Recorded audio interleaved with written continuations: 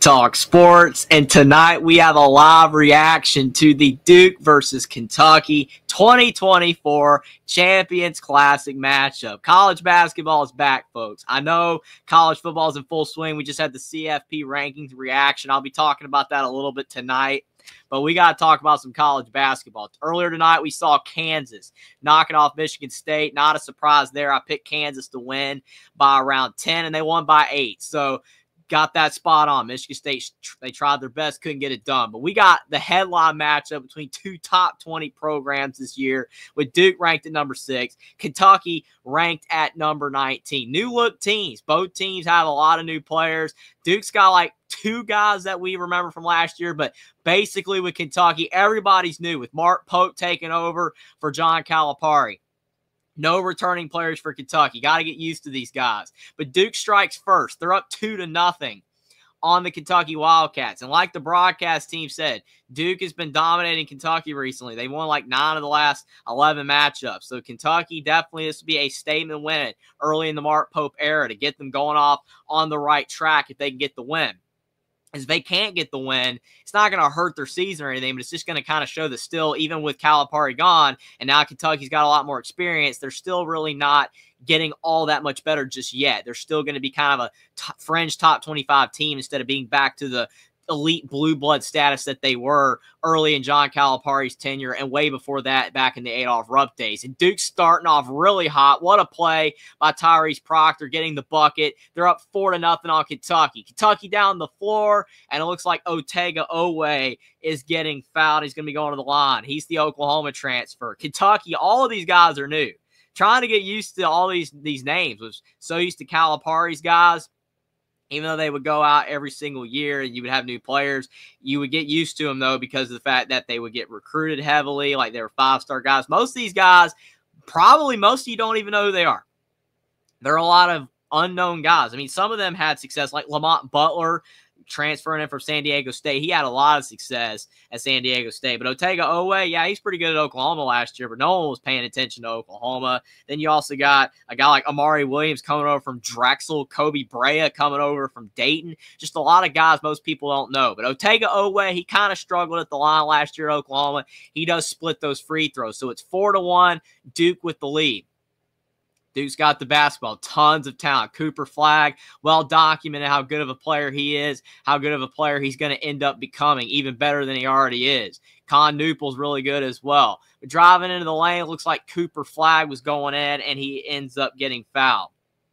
A lot of people think Cooper Flagg is going to end up being the top pick in the 2025 NBA draft. I mean, he's that good of a player. He's already had several highlight reel plays. People are trying to compare him to Zion, which is ridiculous. He's not Zion. He's a completely different player than Zion, but still so talented. But Flagg's got the ball right now, trying to make a move on Kentucky, can't get inside, and then Duke misses a 3. Now you've got Lamont Butler bringing the ball up the floor, which he is so good at, kicking it outside. Look like maybe a travel. Now Otega Oweh's got it back to Lamont Butler. Good pass to Butler, and Butler with the layup. That's a nice play right there. Settling Kentucky down, cutting this thing to 1. Good cut by Lamont Butler. Now Duke, Cooper Flagg with the basketball, taking a 3. It's off the mark. Now down low, Duke with the offensive rebound and laying it in. That's Kamen Maloch. He's a really talented guy as well, coming from Africa. Highly rated guy. He's going to have a great season. Now Otega Oweh with the ball. Kentucky down by 3. Outside to Andrew Carr, and Carr knocks it down. He's the Wake Forest transfer. Silky smooth shot, and we got a tie ball game. Kentucky responding after that quick surge by Duke. Love that pass. Love that shot by Andrew Carr. Duke with the ball. Tie game. Cooper Flagg kicking it over for a 3, and it is off the mark for the Duke Blue Devils and Caleb Foster. Now you've got Kentucky going back the other way with Jackson Robinson, the BYU transfer. Really the only guy familiar with Mark Pope, because Mark Pope was the BYU coach. He came over to Kentucky, and Kentucky misses the shot there. Duke bringing it up. Cooper Flagg kicking it in the corner. Ball's out of bounds, and it's off of the Kentucky Wildcats. So it'll be Duke ball. Cooper Flagg got a little sped up there, but he's a young guy. So talented. He's going to make a few mistakes every now and then. Man, that backdoor cut by Lamont Butler. Beautiful. And then Otega Owe kicking it out to Andrew Carr for that 3. That's good basketball. I like seeing Kentucky's experience. This is an entirely new look Kentucky team. No more with the 5-star freshmen all the time. They actually have experienced guys. They say they have more experience on this team than John Calipari's first 6 teams combined at Kentucky, which is absolutely insane. The more you think about that stat, the crazier it gets. But that's how experienced Kentucky is. You got to love the fact that Mark Pope is changing this team, changing this program, and hopefully it'll be changed for the better so Kentucky can really compete. Still can get talented freshmen, but you have to have experience if you're going to win. Now you got Tyrese Proctor for Duke. Backing up. Now driving, taking a mid-range jump shot and knocking it down. That's a good play by Tyrese Proctor. Now you've got Kentucky down by 2. Proctor's got 4 of Duke's 8 points. No surprise, he's one of the experienced players, more experienced player for Duke. Not a ton of experience, but he does have some. Now you got Otega Owe for 3, and he knocks it down. Kentucky up by 1, 9-8. Otega Owe, I like his involvement early on for the Wildcats. Now Duke down the floor. Cooper Flagg, top of the key. Over to Tyrese Proctor. Proctor thinking about the 3, sizing up Lamont Butler. Now kicks over inside the flat. Now back out to Proctor. Proctor for 3, and he knocks it down. What a shot. Proctor's on fire. He's got 7 points. 11-9 Duke. Kentucky moving the ball pretty well, but almost a turnover. Lamont Butler fighting for it. Duke ends up with it. Down the floor. Con Newpel drives, and that's a foul. So first TV timeout. We got an 11-9 lead for the Duke Blue Devils. Got to like the effort from both sides. Kind of not surprising what I've seen so far. Duke definitely looks like the more talented team. They got the stars, but Kentucky's got the experience. Didn't let that early rush from Duke get to them. They're hanging in there so far. It's going to be an interesting game. Definitely looking forward to seeing what happens. And I asked you guys, I did a poll. Who you guys believe will win? 67% have Duke, 33% have Kentucky. But I picked Duke to win.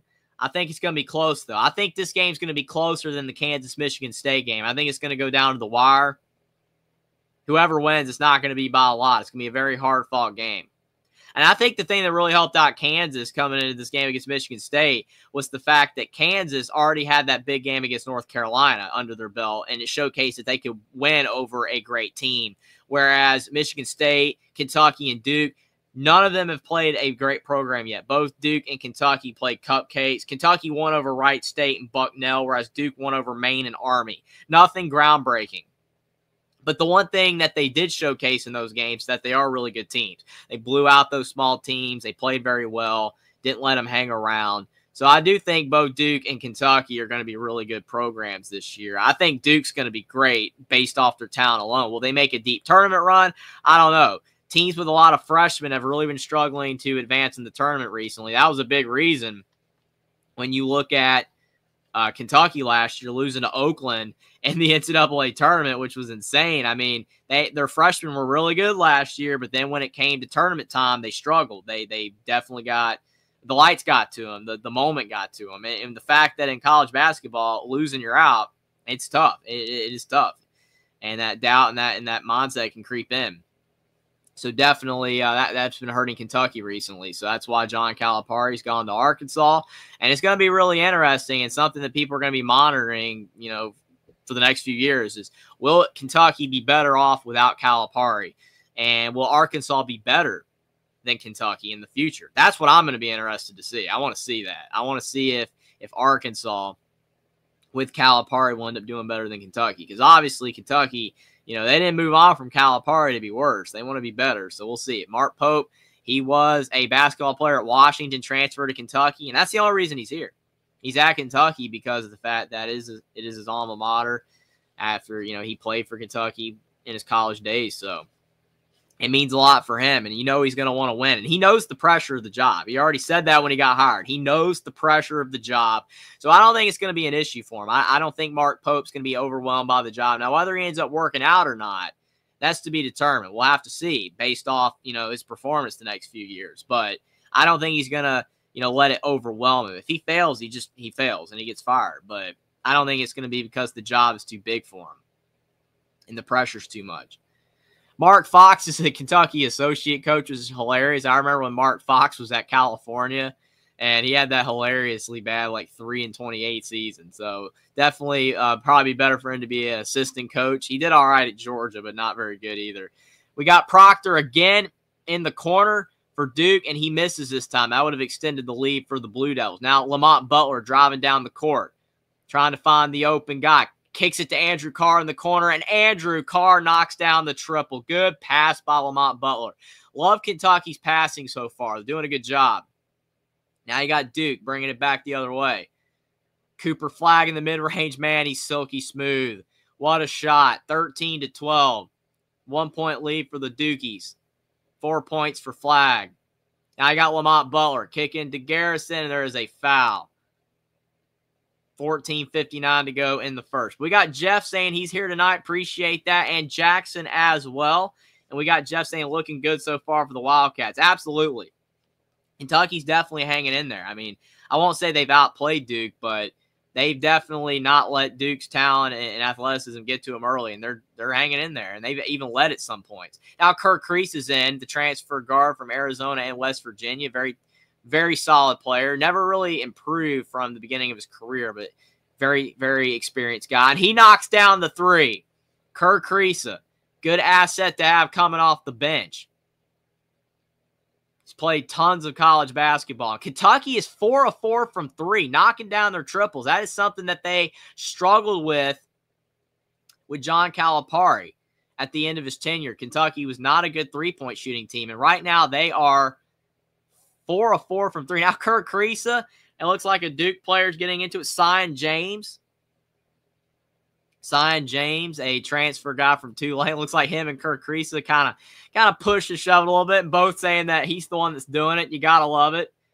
Kind of reminds you of a cartoon, a little bit like SpongeBob and Patrick blaming each other. I mean, just like, hey, just back off. You don't want to get a foul called against you for no reason, a stupid foul. Now you got Kentucky in the corner for three, and they knocked out another one. Kentucky is 5 of 5 from three. I don't know if this is going to be able to continue, but if it does, Kentucky will have a good shot to win. But it is tough to shoot this well in both halves. But, man, they're on fire. Duke misses again. Kentucky basketball. Kerr Kriisa going down the floor. Brandon Garrison with a screen. Now he's got the ball, kicks to Jackson Robinson for three, and Kentucky finally misses a triple. Did they call a foul on that three? Oh, man, if they did, that's bad news bears for Duke. You can't foul on a three. You cannot foul on a three. I don't know how many times that a coach will have to tell a player that you can't do that. You put your hands up, straight up. You don't get into the body. Just play as good a defense as you can get. Get as close as you can without fouling, but do not foul. But now you got Jackson Robinson at the line. And his first free throw is good. So it's 19-13. I mean, this is really important for Kentucky. If they can build a decent lead on Duke, they can kind of put Duke on their heels a little bit. Have to play catch-up mode. But Jackson Robinson does miss the second free throw. See if he can hit the third. Put him up by 3 possessions. And Jackson Robinson was very good at BYU last year. Definitely going to be one of the most important players for Kentucky this season. And he misses the last free throw, so he only goes 1 of 3 at the stripe. Got to do better there. But still, definitely a good start for Kentucky nonetheless. They're up by 6. 13:40 to go in the first. Flag driving in, and they call a foul. You got to love it when a player drives in, reckless abandon, though, like Cooper Flagg just did on that play. And he literally has no shot to score, but then you flail your arms and you get the foul call. Gotta love it. I mean, it's smart by Cooper Flagg. Honestly, it's smart by Cooper Flagg because getting the foul call is free points. But he's not going to score on that play. Mason Gillis, the Purdue transfer's coming in. Tough loss for Purdue fans. They lost Zach Edey, but also losing Mason Gillis. Going to be interesting to see how Purdue does this year, how far of a step back they take. after making the national championship game this past year. I mean, Zach Edey's big enough shoes to fill, but losing rotational guys, it's not like Purdue recruits the portal like other programs can. They don't have as much money, so that's a tough blow. But Gillis, hey, he wants to be a rotational guy at Duke instead of being a starter at Purdue. Go where the NIL's at, maybe win a championship. Can't blame him. And that's something Duke's been doing. They know they get all these five-star freshmen, so they have to bring in experienced guys like Sion James and Mason Gillis to be able to fill the gaps. That's why they had the Northwestern transfer as well the past few years that did the same thing. So you got to give Duke credit there where they're not going all in just on freshmen. They are filling the gaps with some experience. But Kentucky up by 4. Really bad shot by the Wildcats. That was one of the first bad shots they took of the game. I think that was Kobe Brea, the Dayton transfer. Very good shooter, but, man, that was not a good shot. Mark Pope trying to fire his team back up. Duke down 4 with the basketball. Cooper Flagg trying to drive again. Gets to the rim, and he lays it off the glass. Yeah, Cooper Flagg is going to be a problem in college basketball this year. He is good. Kobe Brea trying to get the ball. He finally does. Flagg's got 8 points for Duke. Kentucky with a 2-point lead. Colin Chandler trying to look for somebody to get the ball to. He finally finds Kriisa. Almost went out of bounds, but Kobe Brea saves it. Back to Kriisa. Kentucky driving into the lane. 2 on the shot clock, and they missed the shot, and Colin Chandler can't get the offensive rebound. Now Duke back the other way. Duke with numbers. Both teams playing pretty well. I mean, you got to remember, these are early season games. You're going to get better as the season goes along. Cooper Flagg turns the basketball over. Good defense by Kentucky. 2-point lead. 12:05 to go in the first half. Kobe Brea kicks in the corner to Chandler. Outside for 3, and it's off the mark for the Kentucky Wildcats. 2-point game. Duke drives. Sion James with the dunk. What a drive by Sion James, the Tulane transfer. That's a good play. Tie game, 19-all. Kentucky did not stop that break. I mean, they could have stopped it, but they didn't do a good enough job getting back on defense. Now I got Ansley Almanar into the game for Kentucky. He's another bench option. Now a floater for Amari Williams. That's an ugly shot. He bricked it, but it went in. So that's all that matters. 21-19. And Duke driving it out of control, and they call a blocking foul, which Kentucky fans do not agree with. And that's where we're going to have this out of the timeout. 21-19, Duke basketball. But, man, that was definitely an out-of-control play. You got to love it again when a guy's out of control and he's literally going to have no chance to score, but they end up calling the foul anyway. I mean, Duke seemingly does that better than almost any program in college basketball, being able to get away with plays like that. I mean, the thing is, again, it's smart basketball. You might as well just drive in and try to get fouled, instead of taking dumb threes. But sometimes, I mean, yeah, are some of them fouls? Yeah, some of them are fouls. But at the same time, it's like you're not going to score. You're not going to score. You had no shot of scoring. And really even, getting fouls, not even impeding your ability to score. You weren't in position. But then you just flail your arms a little bit. It's like the ref's like, all right, we'll call it. It's hilarious.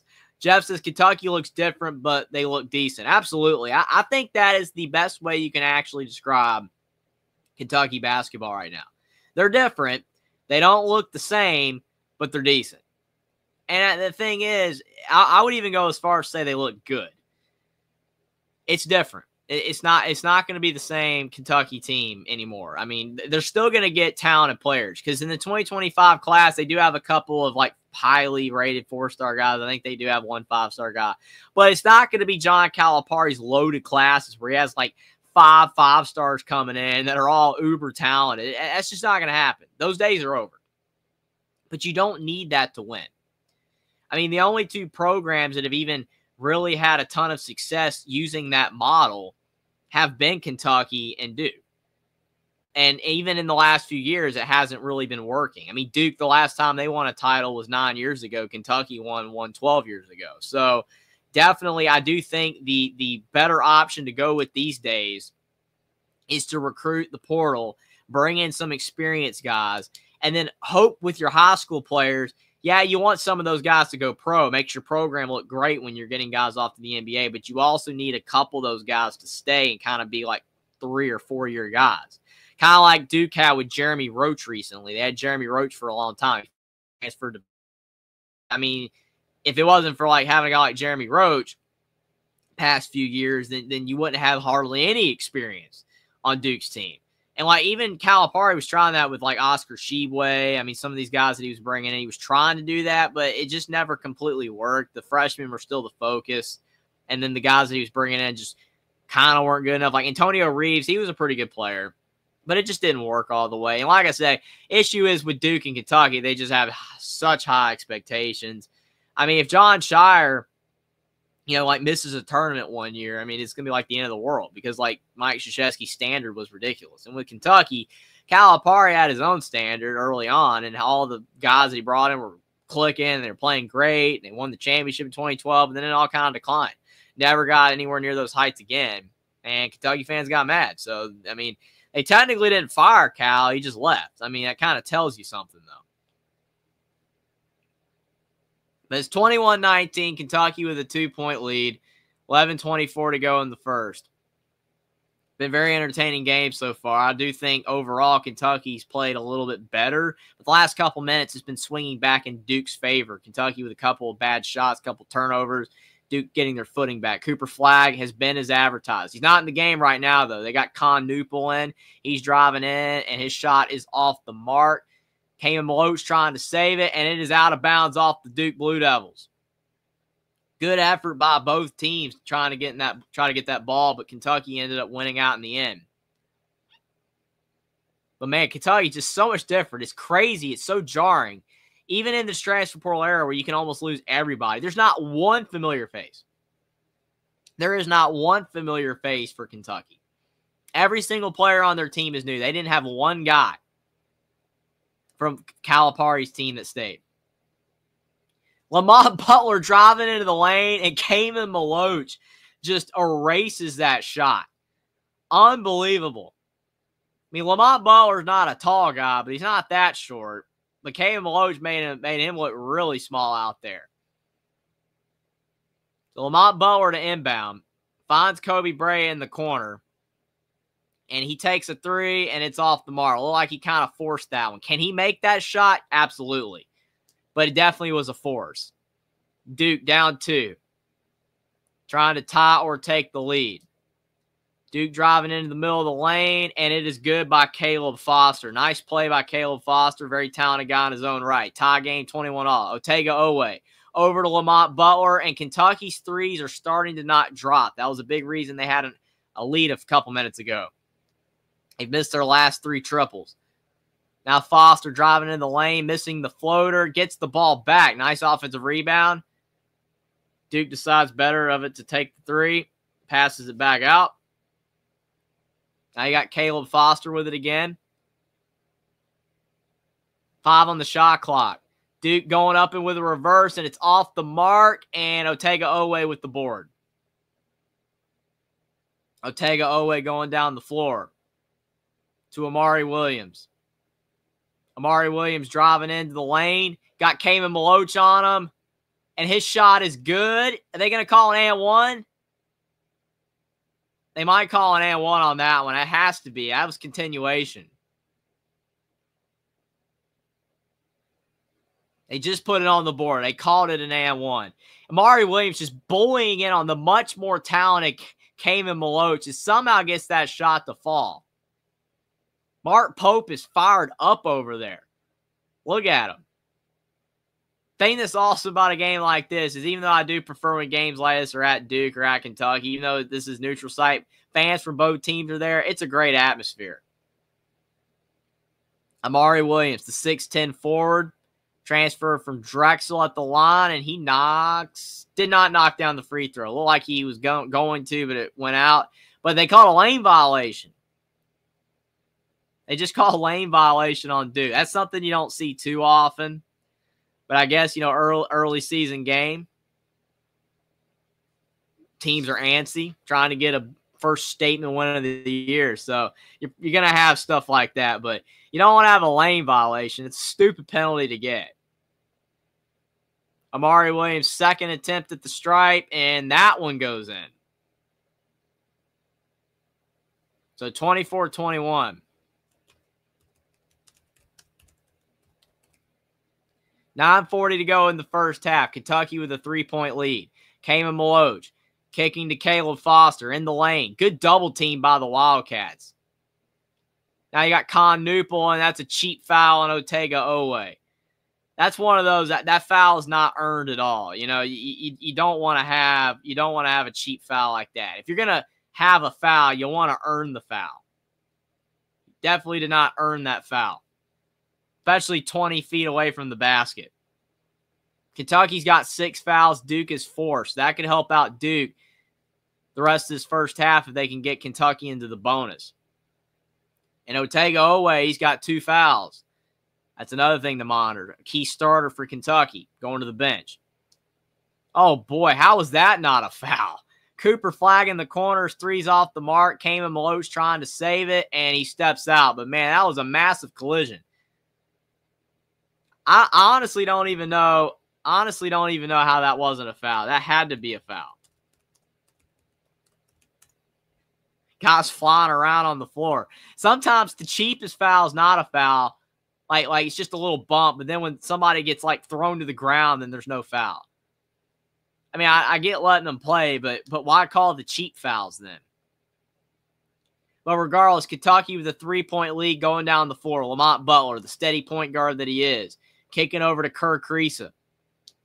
I like Kerr Kriisa's presence off the bench. Done pretty well. Butler for 3. It's off the mark.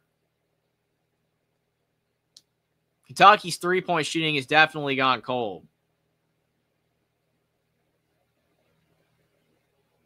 And Mark Pope sending in Ansley Almanar. Definitely like Mark Pope's intensity on the sideline. I mean, he's not Dan Hurley or anything, but he's definitely being intense out there. It's got to definitely be a key motivator for his Wildcats. It looks like they just called a foul on Kentucky. The second on Andrew Carr. So now you've got Andrew Carr, the Wake Forest transfer, and Otega Owe, the Oklahoma transfer, both with 2 fouls. That is definitely going to help out Duke. But Con Newpel missed the free throw. If you get to the line, you got to make your free throws. Jackson Robinson with the ball over to Kerr Kriisa. Kriisa kicks to Butler in the corner. Butler driving into the lane, and Butler falls to the deck, and they call traveling. Glad he is okay, because sometimes when you slip on that floor the wrong way, you can really get hurt. But, yeah, he just lost his footing. Glad no Duke player got hurt either. Almost feel like he could have undercut one of them. They got a guy on the sideline cleaning up the sweat off the floor. I'm sure there's a lot of sweat. We had a game earlier tonight on this floor with Kansas and Michigan State. Con Newpel with the ball. Kicking it to Cooper Flagg. Flagg driving in. Nowhere to go, but they call another foul on Kentucky. And Kentucky players are starting to get very frustrated with the refs. That's the 8th foul on Kentucky.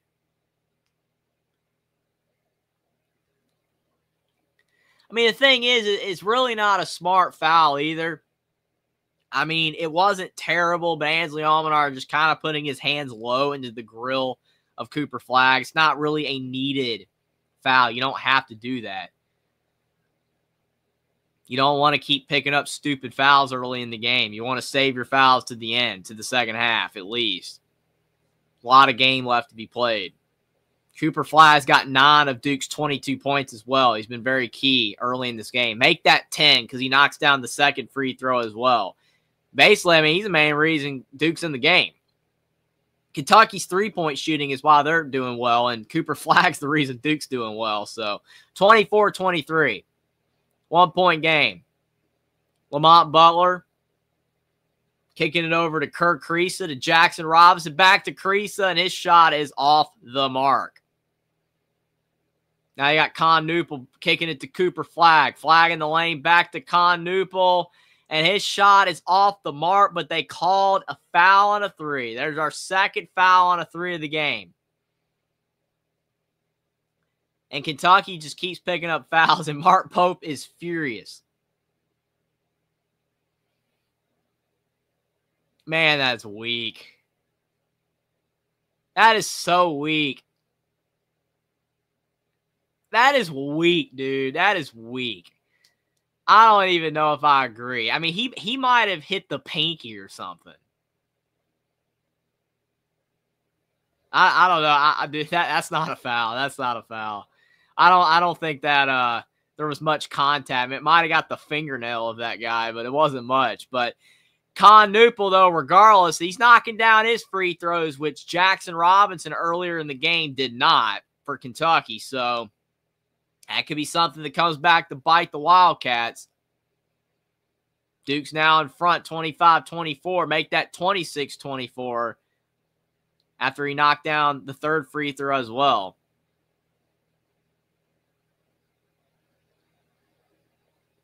Yeah, Duke's in good shape right now, and the fact Kentucky's already almost in the double bonus, and Kentucky needs to be careful not to keep picking up more fouls. They got to get to this half without losing everybody to the bench.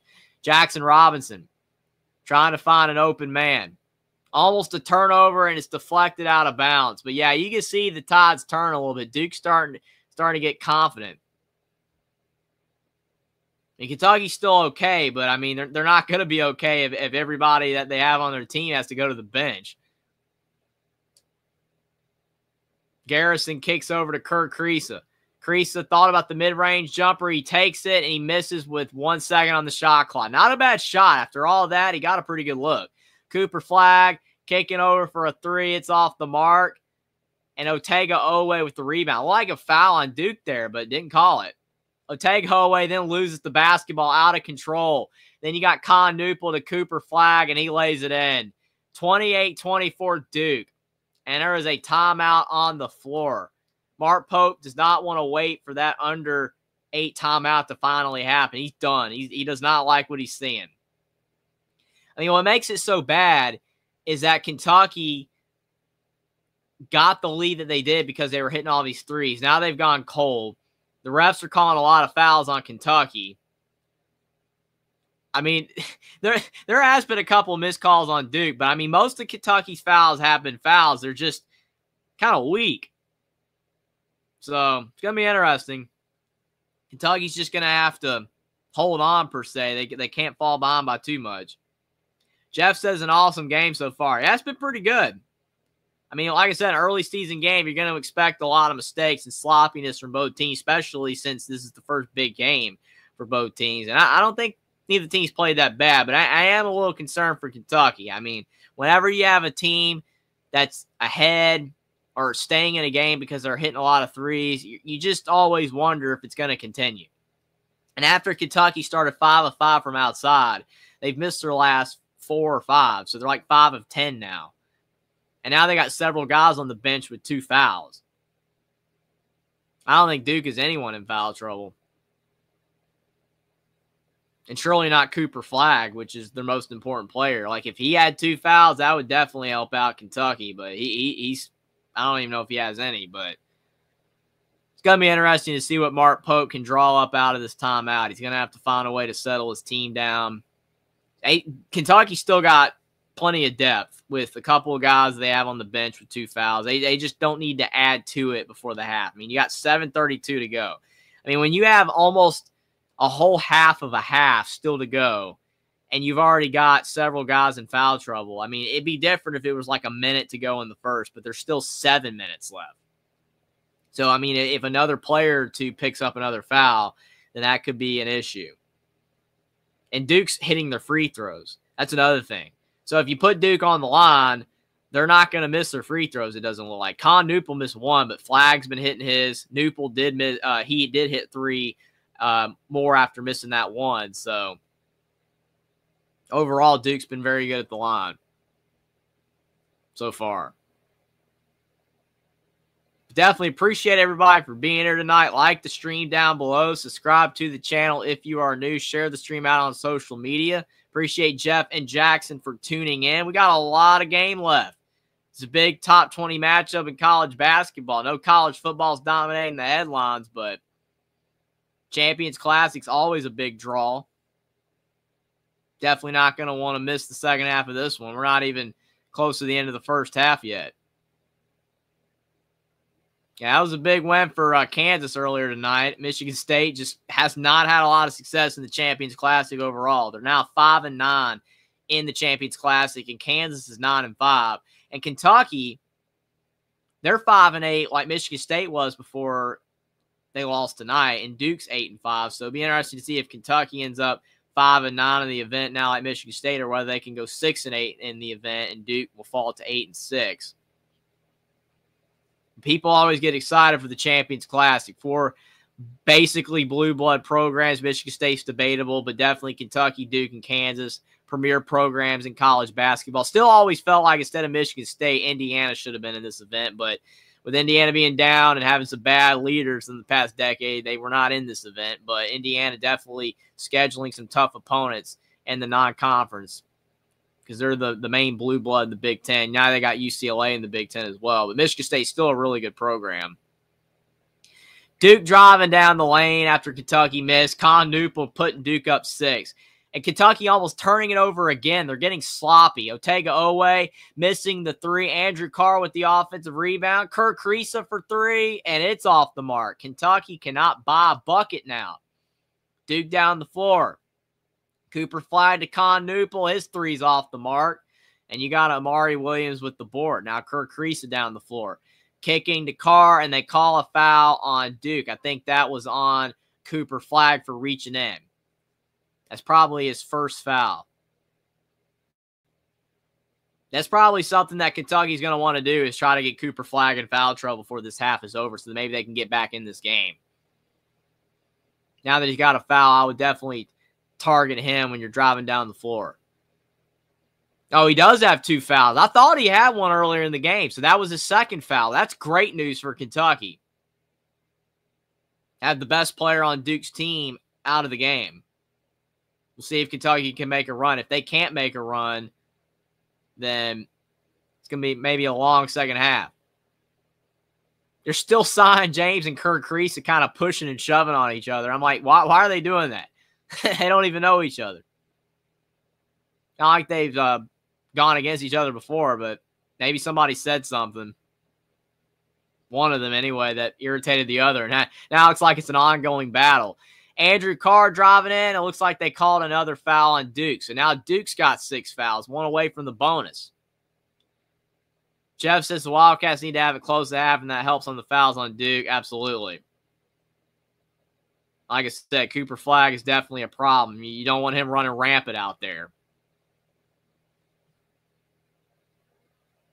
So Kentucky to inbound, down by 6, 6:20 to go in the first half. Otega Oweh is going to be the inbounder. I think he has 2 fouls too. So it looks like Mark Pope's not playing the game where if you got 2 fouls, you stay on the bench for the rest of the first half because Andrew Carr's in as well. Maybe he feels he needs them, but you just don't want to pick up a third. Mari Williams driving in, going up with the left jump hook, and he misses, but that was actually Otega Oweh sneaking in there with the tap back. Nice play, 30-26. 5:50 to go in the first half. So you got Mason Gillis top of the key. Andrew Carr on him. Now over to Tyrese Proctor, who was hot early in the game for Duke, but he's quieted down. Gillis top of the key. Over to Con Newpel in the mid-range. It's off the glass and no good. Now Amari Williams driving down the floor. Kentucky with a chance to cut into the lead. Kicks outside to Otega Oweh to Andrew Carr. Over to Jackson Robinson. And Jackson Robinson just decked Tyrese Proctor, and they call an offensive foul.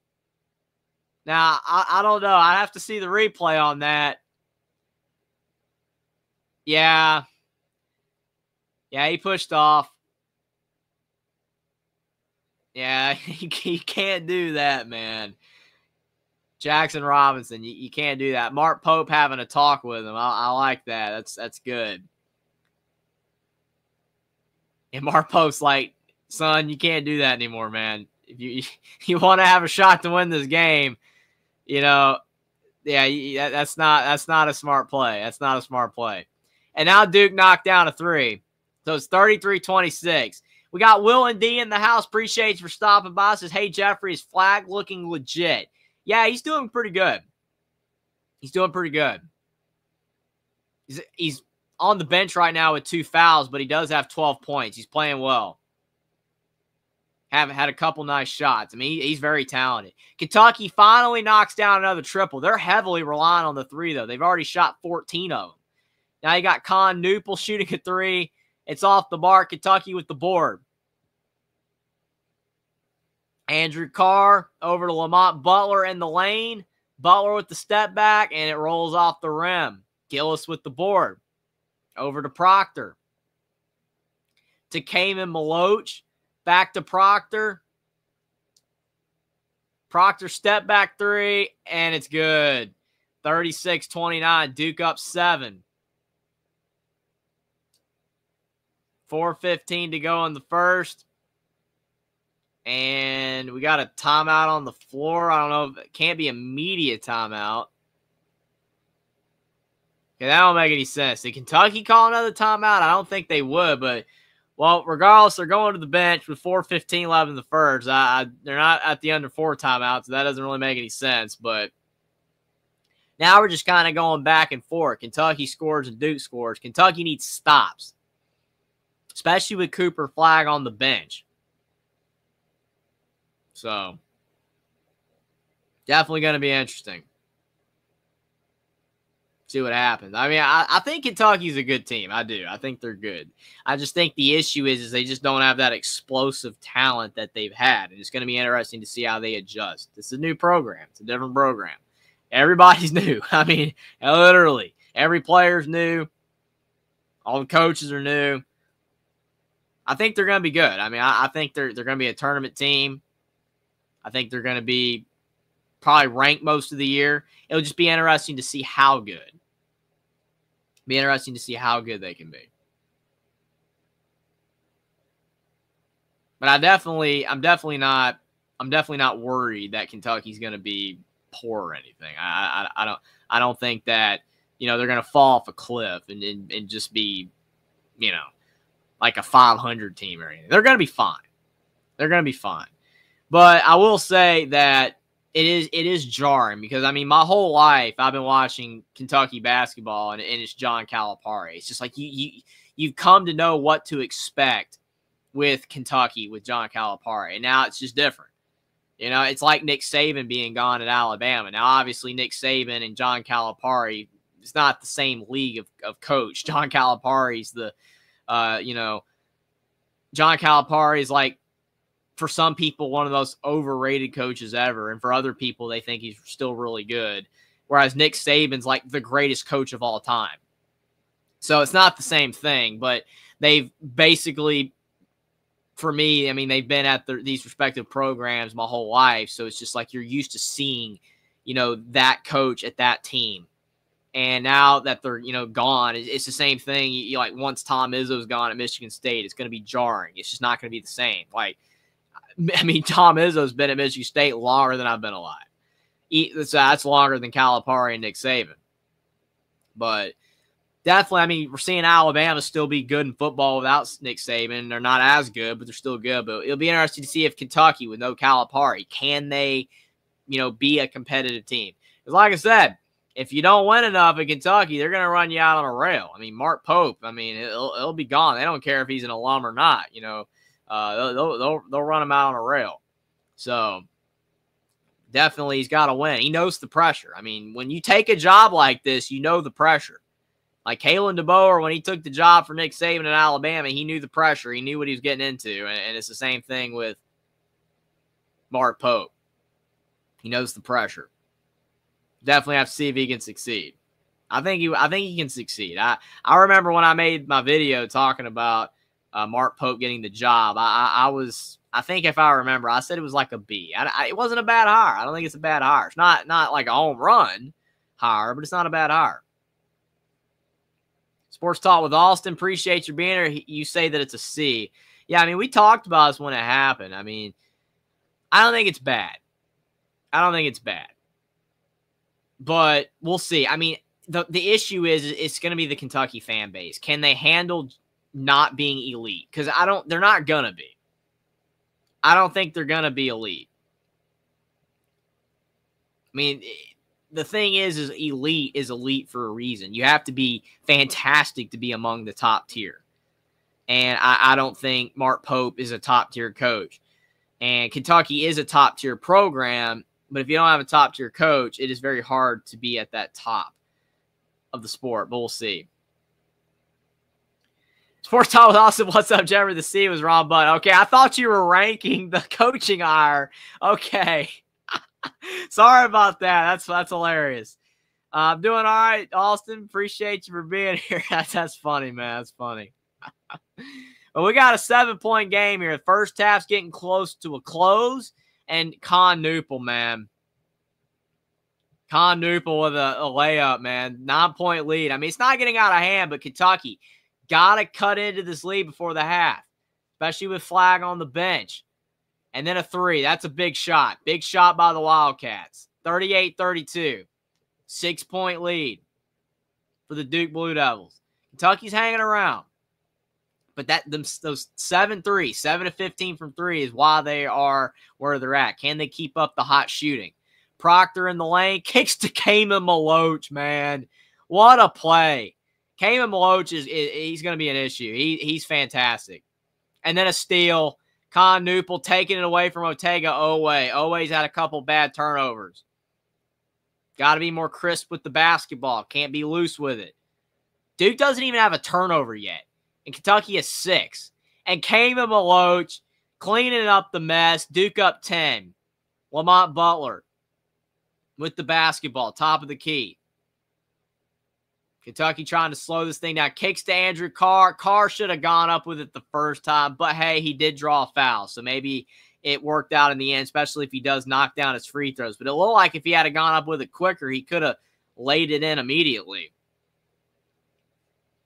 Lawrence Rogers, appreciate you for stopping by. Says, no, Kentucky fans can't handle not being elite. No, they can't. I mean, again, that's why Calipari's gone. Because, I mean, in what world did it really make sense to get rid of Calipari? It didn't. I mean, was he doing bad? No. No. He wasn't doing bad. He just wasn't doing good enough. And at Kentucky, it's not acceptable. So it's going to be interesting to see. It just is. Will the Kentucky fans be a little bit more lenient with Mark Pope because he's an alum? Probably not.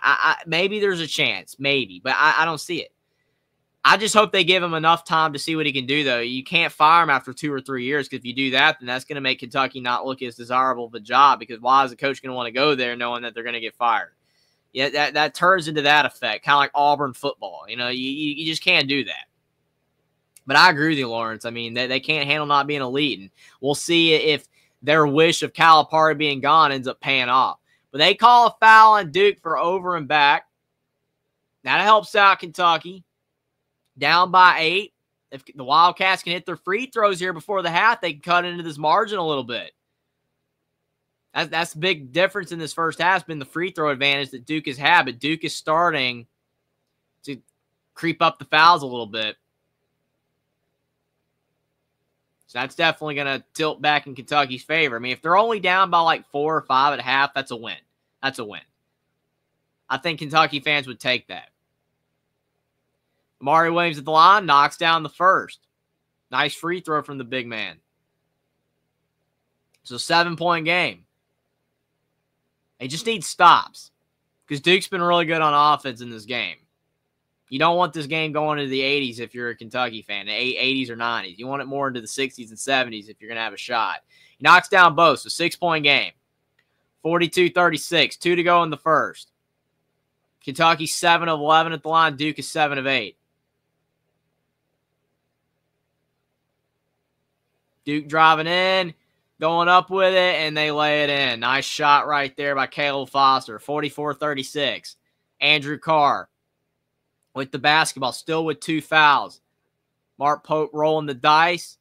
And now you've got Amari Williams drawing another foul. You got to like that.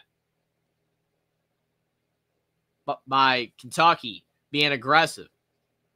And now Malik Brown's got 3 fouls, as Will and D points out. Absolutely. That's good. I mean, he's not a key player or anything, but still, that's a big deal. Getting a player in foul trouble. It's eliminating one of, the rotational guys. Andrew Carr's first free throw is good. He's doing good at the stripe. You got to give him that. Most centers, college centers aren't the best free throw shooters, especially guys that aren't three-point shooters. But, hey, he's knocking down most of his free throws. He's definitely helping out Kentucky. I mean, Duke's fouled a lot in these final couple minutes. He does miss the second, though. Right when I'm praising the big man, he misses. And Duke's got other key non-conference games, too. They got Arizona, Kansas, and Auburn. So it'd be big for Duke if they can win, because most likely you wouldn't think they win all 3 of those. And they call an offensive foul on Caleb Foster. Man, he pushed off hard. What happened to Duke? Early on in this game, they were doing a good job of not fouling, and now they're fouling like every second now.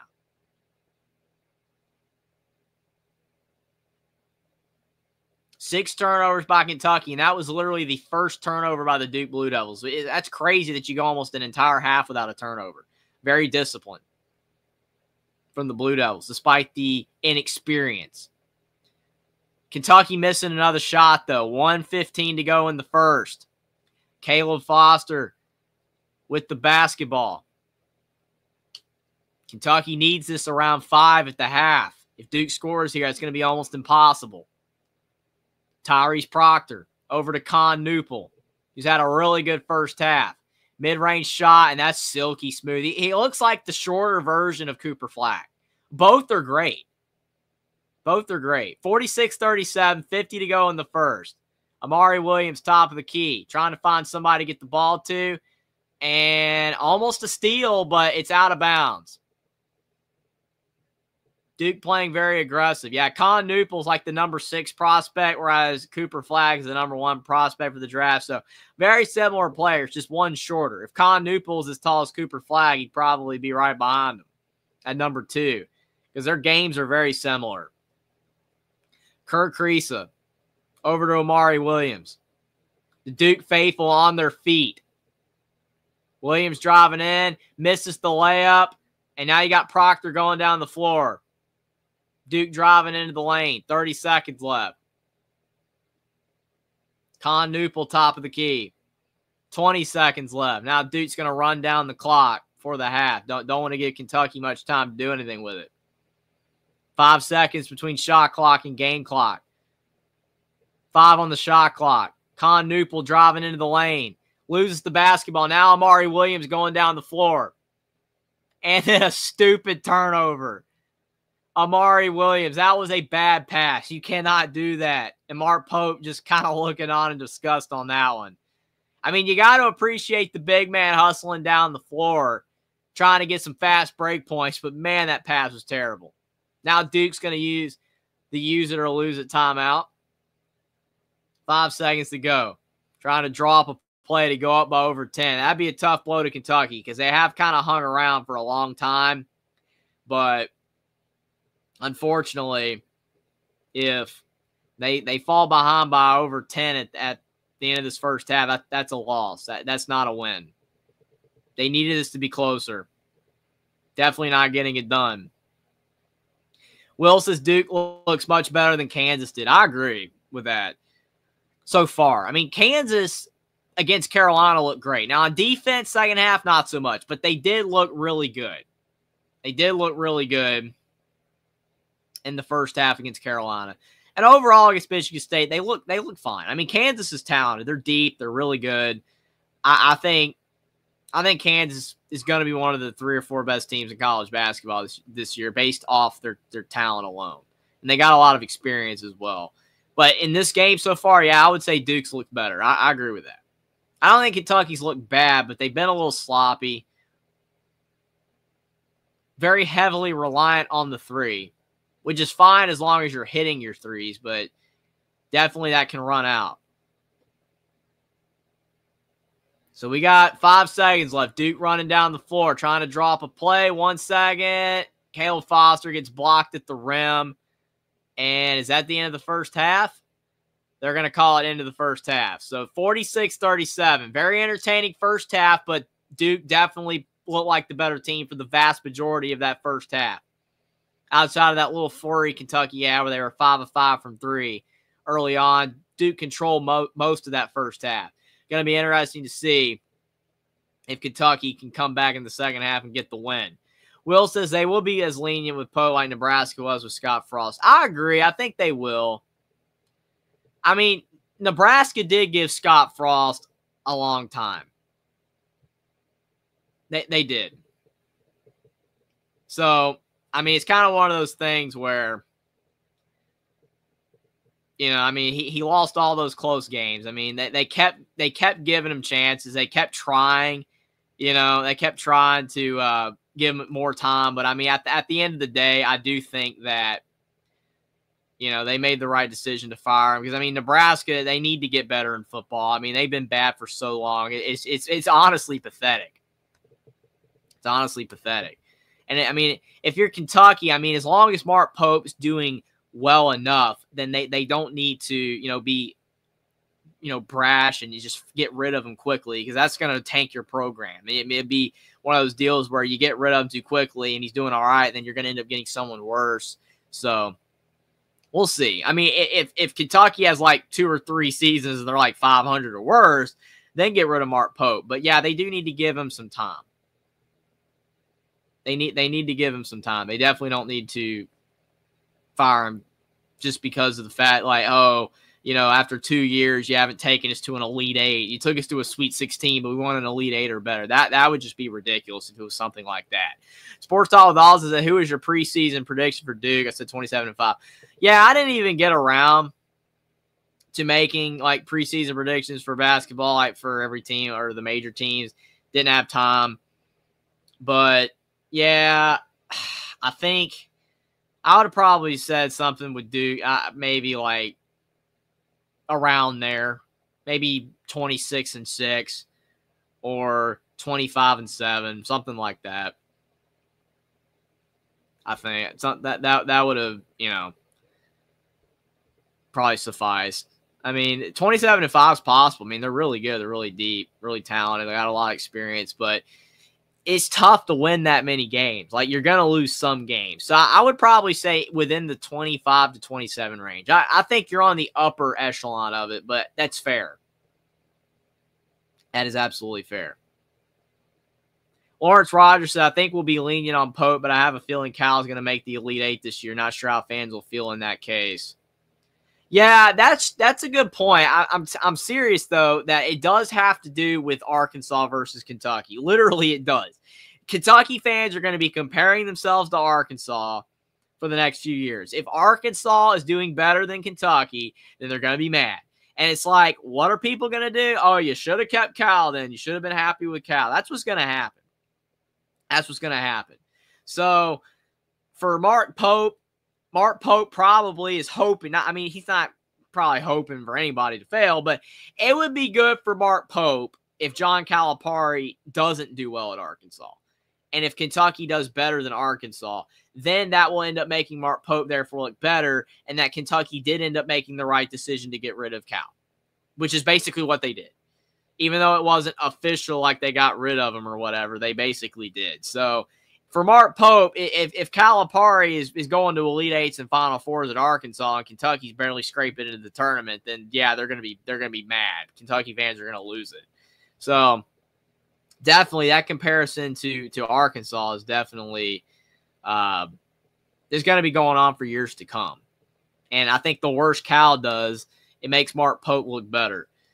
Sports Talk with Austin says Michigan State didn't look bad tonight. No, they didn't. I mean, they're not a bad team. They got some talent. The problem with Michigan State, though, is that they just,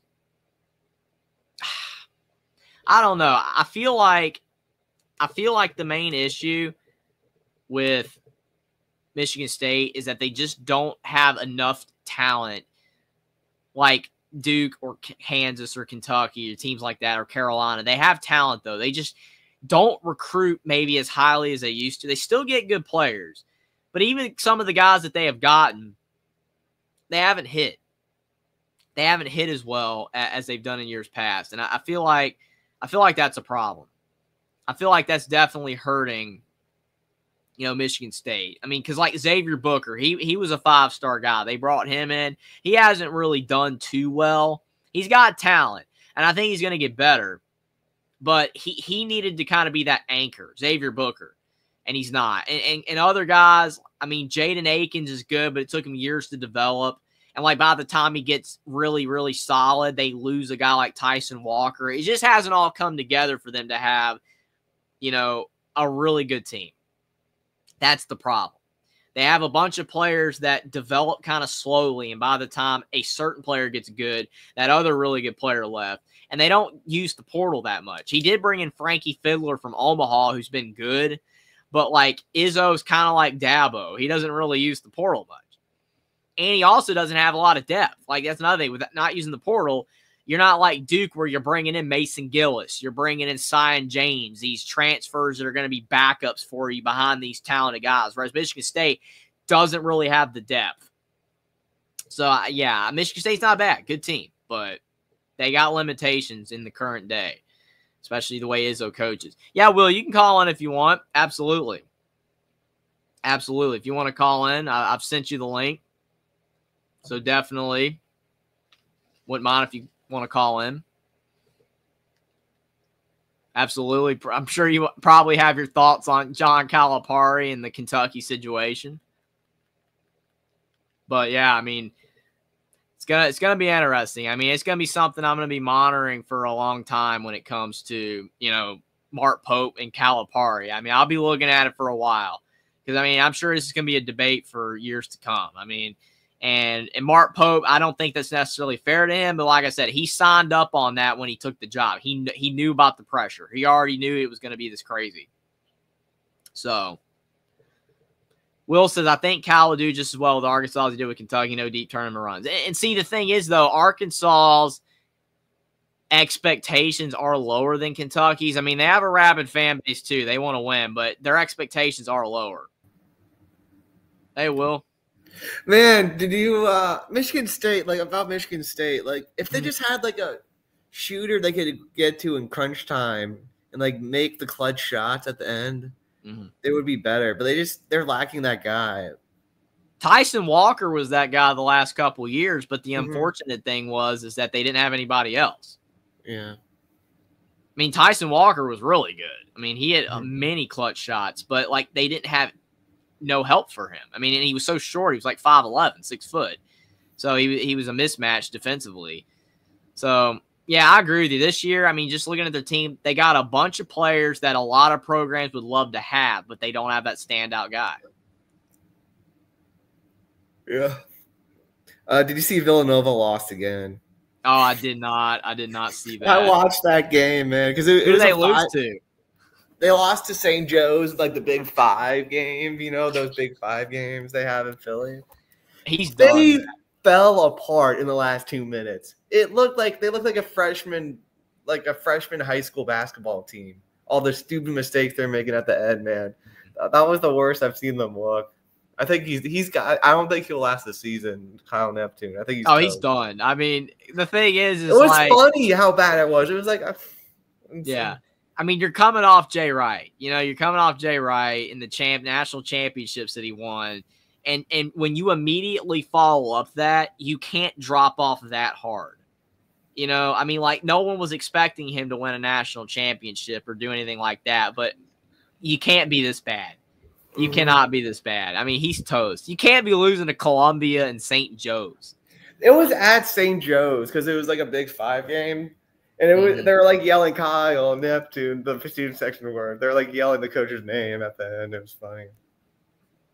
Yeah, that's crazy. I mean, the thing is I mean, since you watched that game, I mean, what do you see with him? I mean, does he not know how to run offense? Looks good. Jameer Briggs, who's played for the other A-10 Philly school, he's good. And they have Eric Dixon, who's decent. Yeah. Their defense just isn't great. You think it's a coaching problem or a personnel problem? I think it's probably both. Mm-hmm. They just don't look like they'll be able to compete. They look I don't think they're Georgetown bad, but they're pretty bad. I was about to say, are they Georgetown bad? Because Georgetown. I haven't watched Georgetown, though. Apparently, they look a little better. Well, I mean, the bar is really low. I mean, they can only go up from here. I mean, the thing that cracks me up with Georgetown is like watching the fans, you know, and like every time they play Syracuse, you know, the commentators like, oh, this is a great rivalry. You know, and it's like it was. I mean, it's not anymore. But yeah, I mean, they're fans that are there. It's just, it's sad. It really is. It is a sad program, honestly. Do you think that DePaul can have an Indiana football like year and make the tournament? They've looked all right so far. Do you think DePaul can do it like Indiana is in football? Well, I don't know. I mean, if DePaul makes the tournament, I don't think that's as impressive as Indiana going 10-0. But I will say the irony of that, though, is that Indiana transfer guard CJ Gunn plays for DePaul. So I don't know if you knew that or not. I didn't know that. No, yeah, CJ Gunn was on Indiana's team last year. He now plays for DePaul, and he's doing well. So, yeah, I mean, I think they're 3-0 if I saw right, because I mean, someone tweeted that like, hey, they're 3-0, and CJ Gunn's doing well over there. So. Yeah, I mean, I would say DePaul is a shot. I mean, if I had to say as of now, I mean, I haven't watched them truthfully, but I mean, if I had to say right now, I'd still say they probably don't make it. But I mean, because I mean, you got like the Big East, UConn, Creighton, Marquette, you know, teams like that, and then there's kind of, you know, you got a drop off. You got some decent teams, but then obviously the bottom, you got Georgetown and probably Villanova. Maybe DePaul will be better than those teams. They'll be better. Still, I mean, the thing is like DePaul's been so bad, it's still going to take a lot for them to be good. But yeah. Yeah, I just think it would be fun. Like if DePaul made the tournament, Indiana made the playoff, it would be fun. Yeah, like the perennial losers. I mean, it's crazy. I mean, I think what's so funny is like everybody's trashing Mike Woodson because like all of Indiana's transfers have done so well elsewhere. Like CJ Gunn's doing well at DePaul. Caleb Banks is doing well at Tulane, and Tamar Bates is doing good at Missouri and all that. And it's like, come on, man. I mean, Mike Woodson's had some success with players, some success. I mean, TJD did get better under Woodson. He did get better as a passer. I mean, I don't think he'd be doing as well in the NBA right now if it wasn't for that. Khalil Ware got a lot better. I mean, did anybody miss how bad Khalil Ware was at Oregon?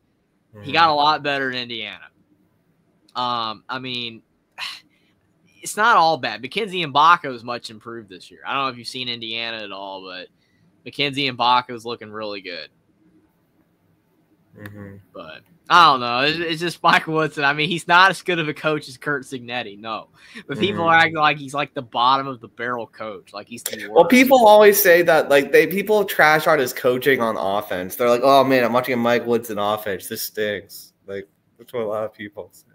Don't get me wrong, it's not great, but I do think it's gotten a little bit better this year. I think the offense is somewhat improved, but yeah, I don't know. It's just one of those things where Indiana has high expectations, and he was an NBA coach. People are like, oh, you know, he knows what he's doing, and like running an NBA style offense, and just watching it in action, it's just kind of mid.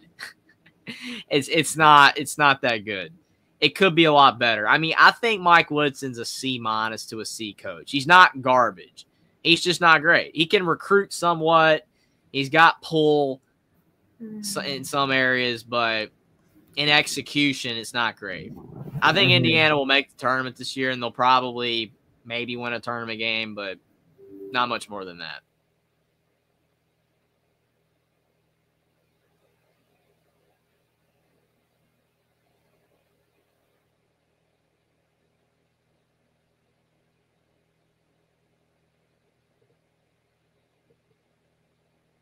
I don't know. I thought it might be on mine. I think we might have lost Will. If Will might be his internet connection might be down, but definitely hope Will can come back. Talk a little more college basketball. Will also says Michigan State looks well coached, but they don't have the star player to carry them to win. Absolutely. I mean, they just don't have that key guy, and it's unfortunate because Tom Izzo is a great coach, but. Yeah, Will says, sorry, my computer died. Take me off. Well, if you want to come back, Will, definitely you're able to if you want to, but if not, it's all right. Appreciate you for coming on. Definitely always love chatting college basketball or college football with you. But yeah, I mean, it's going to be interesting. The thing is that it's hard to follow a great coach. I mean, we're seeing it in action with Kalen DeBoer in Alabama. We've seen it in a lot of places. It's hard to follow a great coach, but it can be done. I mean, you saw like Barry Alvarez of Wisconsin, and then like the succeeding coach like Brett Bielema still did well. I mean, it's not impossible. I just think the issue with like Villanova is that it's not that there's drop off. It's just how much of a drop off. Some programs fire a coach too prematurely when he doesn't really deserve to be fired just because he's not the other guy. And then other programs, it's like you hire somebody and the guy's legitimately bad. And I think Kyle Neptune probably is legitimately bad. I mean, I hope any coach can turn it around. I don't want anybody to get fired. I mean, obviously some coaches probably want to get fired because it's like, okay, they, I'm going to get the buyout money. But I mean, most coaches, though, still don't want to get fired. They'd rather, succeed and have success than just cop out and take the buyout money. Because, I mean, it makes you look bad. Like Jimbo Fisher got $80 million. I mean, he's in great shape. He's a happy guy right now. But at the same time, it's like his coaching acumen is in the floor. Everybody's just like, yeah, Jimbo, like, he sucks. So, I mean, you rather have the $80 million, just given to you, and now everybody thinks you're a terrible coach, or would you rather like actually have success and like earn that money? I mean, I can't say I'm not in that situation, but I mean, I'd rather be Nick Saban and like build a legacy. I would versus, oh, now I got $80 million, but now everybody thinks I'm trash. Like I can't coach. So I don't know. It's just something most people don't ever have to worry about, honestly, because they're not in that situation. But it is something that's very interesting. But it does look like the second half is about to start. Kentucky started the game 5 of 5 from 3, and they have completely tanked. And after that, going 2 of 11 from 3. And that's a big reason why Duke is taking a 9-point lead into half. Plus, Duke did a very good job getting to the line, and they made their free throws more so than Kentucky did. And they got Kentucky into some foul trouble. The only thing that really helped out Kentucky is that Cooper Flagg got 2 fouls and Malik Brown had 3. So we'll see how that progresses into the second half. Both fan bases have been alive and well, but definitely Duke faithful started getting going. The brotherhood once the end of the first half came around, and they were really having success. So if I had to judge right now, I definitely think that Duke would probably win, but you never know. I mean, Kentucky still can turn this thing around. But right now with the poll, appreciate you guys for voting in the poll. We got Duke with 56%, Kentucky with 44%. People thinking that they're going to win. I mean, like I said, as of now, I'd probably go with Duke because of the way that they're playing. But, I mean, Kentucky still has a shot. I mean, we've seen crazier things. They're only down by 9 right now. So that's not a crazy deficit. We got a Sonic blockbuster game between two blue blood programs. It's lived up to the billing so far. Both teams have had their moments, but Duke's been the more complete team so far. So we'll have to see what happens in this second half. See if Kentucky can make a comeback or if the Duke Blue Devils will end up cementing themselves as a top 10 team with this win. Kentucky with a loss, they wouldn't drop out of the top 25, I don't think, unless they get blown out. But they probably would fall into the mid-20s at the very least. But we got Duke with the basketball right now. Up by 9. Trying to extend this thing to a double-digit game. Cooper Flagg with the ball. Almost scores and he misses the shot. But, man, he's just showcasing his talent. But now you got Kaman Maloch on the ground. That's not something that Duke fans want to see. Looks like he's a little bit shaken up. Hopefully he's all right, but it looks like his teammates are trying to lift him back onto his feet. It looks like he's kind of hobbling a little bit. I don't know if he kind of fell awkwardly on his knee or he rolled his ankle. Let's see. Oh, okay, yeah, when Andrew Carr was coming in trying to get that rebound, it looks like he ran right into his leg. Yeah, hopefully he's all right. That's a very tough blow to the leg, and he's still out there. He's a strong dude, man. That's all I can say. To stay in the game after getting hit like that, that's tough. Otega-Oweh driving into the mid-range. He misses the shot. It went in and out. Both teams fighting for it on the ground. Is it a top? They're going to call a top, and it's Kentucky basketball. You got to love the effort. Got to love the effort from both teams. I don't know how Kamen Maloch is staying in the game, though. I mean, Andrew Carr ran right into the back of his knee. That had to hurt. So you got Kentucky to inbound, 20 seconds on the shot clock, 19:28 to go in the second. Cooper Flagg, very talented freshman for Duke. Most people think he's going to go first in the draft, having a great game so far. In the corner, Jackson Robinson's three's off the mark. Mari Williams kicks out to Butler, over to Otega-Oweh, and he drains the triple. That's a shot Kentucky had to have. Otega-Oweh has 9 points, 2 of 4 from 3. He's had a couple of mistakes with turnovers, and he's got a couple fouls, but he's had a pretty good game. He's got 2 of Kentucky's 8 threes. Almost a turnover by the Blue Devils, but they do retain possession. Driving into the lane. Now finally a turnover. Jackson Robinson kicks to Andrew Carr. Carr driving into the lane. Kicks to Amari Williams. Williams backing down, goes over left shoulder and lays it in. Kentucky cuts to 4. Mark Pope getting fired up. Mari Williams with 10 points, 3 of 9 from the field. Not very efficient, but he's playing hard. Caleb Foster with the ball top of the key. Cooper Flagg for 3. It's off the mark. Kamen Maloch with the offensive rebound. Back over to Cooper Flagg for another 3, and he misses again. Cooper Flagg almost saves it for going out of bounds, and they're going to call it off of Duke. Got to love the effort from Cooper Flagg, but missing 2 wide open back-to-back threes. Got to be disappointing for the young freshman.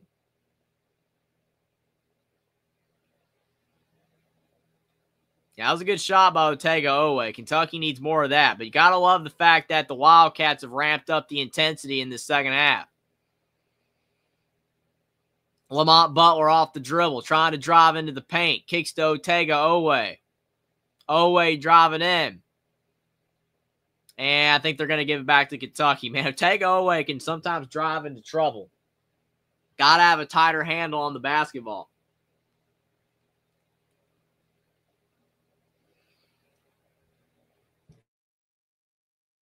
(46-42).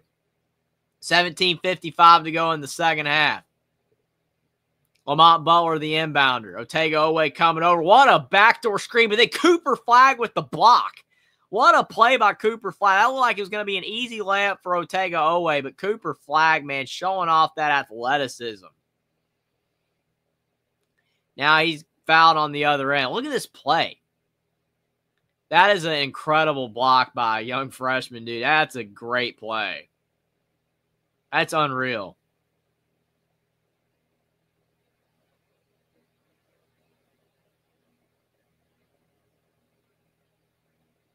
Lamont Butler with 5 points. Now he's got 3 fouls. That's a tough blow for Kentucky, their starting point guard. Going to have more of Kirk Kriisa in now. Duke top of the key. Kamen Maloch, who's somehow still in the game after getting hit in the knee. Con Newpel kicks to Maloch, and Maloch with the slam dunk. That knee looks okay to me. 48-42.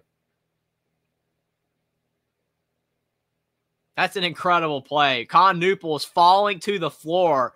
Passes to Kamen Maloch for the slam. That's a great play. Now I got Jackson Robinson. Over to Amari Williams. Andrew Carr thought about the triple, decides better of it. Otega-Oweh kicks to Carr. Carr backing down, and he gets the shot to fall. Nice play by Andrew Carr, a veteran player. 48-44. He's got 10. Cooper Flagg, top of the key. 16:50 to go. Con Newpel turnaround jumper, and it's good. 50-44. Offense is ramping up for both teams. Con Newpel's got 14. He's a bucket getter. Not super efficient sometimes, but man. And then you got on the other end, Andrew Carr missing the shot, but he is fouled. I think he's fouled by Cayman Maloch. Maloch was going in hard on that play. But, man, this is a sick play by Con Noob. I mean, he's fallen to the floor, still has the awareness to kick to Cayman Maloch for the slam dunk. And then he's got the turnaround little jumper there from 10 feet. He's showing all of his arsenal tonight. And look at the difference in paint points. Duke is 32 paint points. Kentucky has 10. I mean, Kentucky is shooting way better from outside, which is the reason they're still in the game. But if that continues with the trajectory of Duke dominating the paint like this, they're most likely going to win. Kentucky does hit the first free throw, though. When you are losing, it's definitely key to hit your free throws to help you come back. Andrew Carr's first one was good, and so his second one was off the mark. It looked like it was going in, but it did not. Cooper Flash got 12. Con Newpol with 14. Cayman Maloch with 8. The star freshmen for Duke are balling out. We still got a lot of time left as well. Off the mark by Newpol's 3. Now you got Jackson Robinson driving down the floor. Andrew Carr over to Otega Owe, and you got a bump. So Duke's got 3 fouls. Kentucky has 1.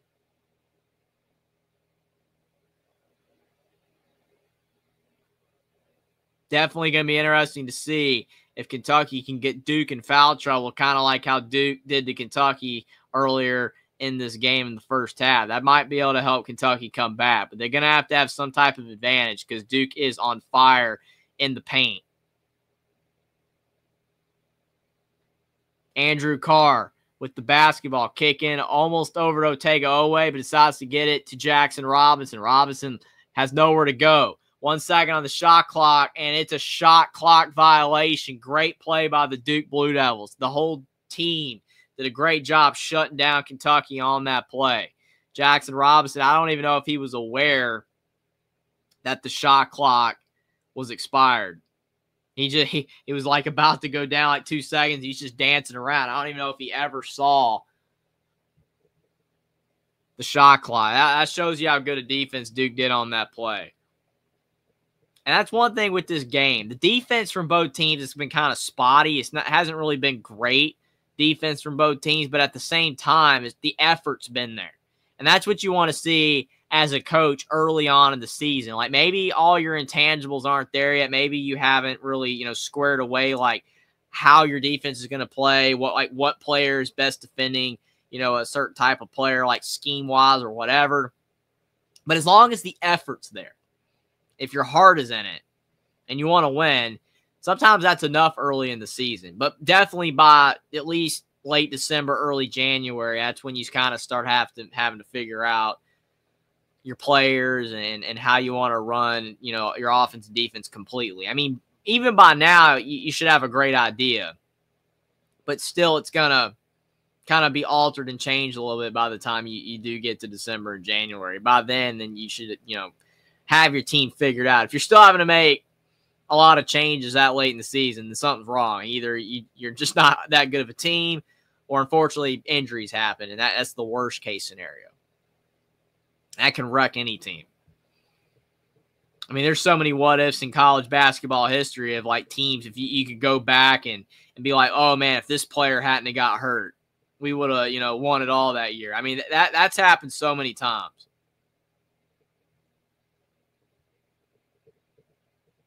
So, unfortunately, injuries are a part of the game, but it's tough because how history would be different if injuries didn't happen. I mean, it even happened in college football as well. I mean, we've seen like Alabama fans, if Mechie didn't get hurt or whatever, Alabama would have won that year. That's possible. There's a lot of teams that could use that argument for sure. And by the way, CFP rankings were crazy tonight as well before this game came on. Indiana ranked 5th. Which I definitely think is much better than being ranked 8th the previous week. And then you also have Alabama at 10. They're sneaking back in as well. So, going to be interesting to see with the college football playoff race. Going to be really crazy. A few weeks left of the regular season. It's wild to me. It's absolutely wild that college football is already almost over. It flies by. College football is so short. I mean, it's only like 4 months, and then it's out of the picture. Basketball is a little bit longer, but, man, you got to enjoy it while it lasts because it's gone before you know it. They were just showing the Kentucky team golfing the other day, which is cool. It's always fun to have team bonding. I mean, that's how, you can really connect with your team off the court as well. I feel like a team that is really, together off the court, it definitely helps their on-the-court play. Absolutely. So Duke 50, Kentucky 45 coming out of the timeout.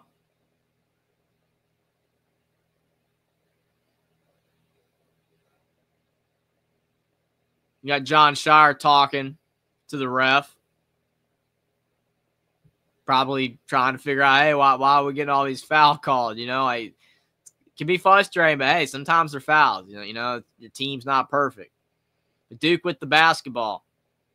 Driving up the court. Caleb Foster with it. Kicks Tyrese Proctor. Cooper Flagg back over to Foster. He thought about the triple. Flagg's posted up on Kirk Kriisa. That was a disaster waiting to happen. Cooper Flagg and Kirk Kriisa battling out down low. What an odd pair that was. I think they called the foul on Kirk Kriisa. I think he hedged a little bit too hard there. 15:31 to go in the second half. 5-point lead for Duke. Kamen Maloch with the ball. Pump fake. Trying to drive. Kicks over to Caleb Foster. Kentucky's playing good defense so far on this possession. Ball screen by Cooper Flagg. Con Newpel down low to Flagg. Flagg with the spin move, and he lays it in. What a play by Cooper Flagg. I mean, he can score in all facets of the game. He's got 14. Now you got Kirk Kriisa. Over to Jackson Robinson to Andrew Carr. Otega Owe. Brandon Garrison. Down low to Carr. Man, what a steal by Cooper Flagg. Cooper Flagg's good on defense as well. Not only is he good at offense, he's an all-around player. Duke missed a three that could have put him up by double digits. Instead, Kentucky's going back the other way. Jackson Robinson, quick three. I don't think Mark Pope's going to like that shot. Probably would have preferred them to work it in a little bit more than that. Caleb Foster to Cooper Flagg. What more does the freshman have? 14:20 to go. Kamen Maloch down low, and he lays it in. Could have been an and one. They didn't call. That's a great pass and great play.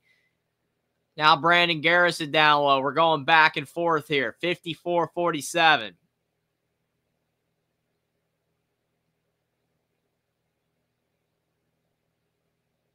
$14:07 to go in the second half. I think they're making some substitution. Looks like Kamen Maloch is still kind of hobbling a bit. Going to be interesting to see if he's going to be able to remain in the game. I mean, he took a shot to the knee. It's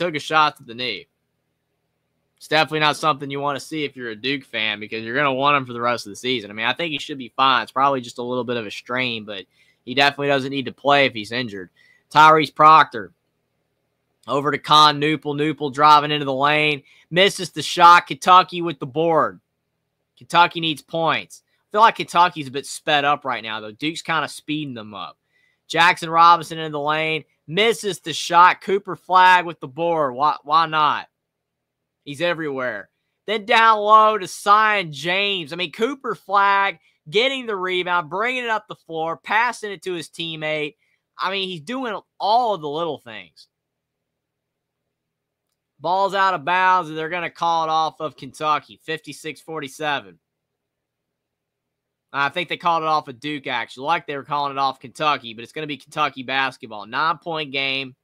Duke's in control. I mean, they don't have an insurmountable lead. Kentucky can still come back, but you could definitely tell, though, that Duke is in control. I mean, Cooper Flagg's been all as advertised, but Con Newpel's been great as well. Kamen Maloch has been great. Hopefully he's all right. And they are giving it to Duke. I thought it was off Kentucky, so I was correct. The refs just got it wrong in the signal, but it is Duke basketball. 13:15 to go in the second half. Cooper Flagg, top of the key. He's almost like the de facto point guard at times.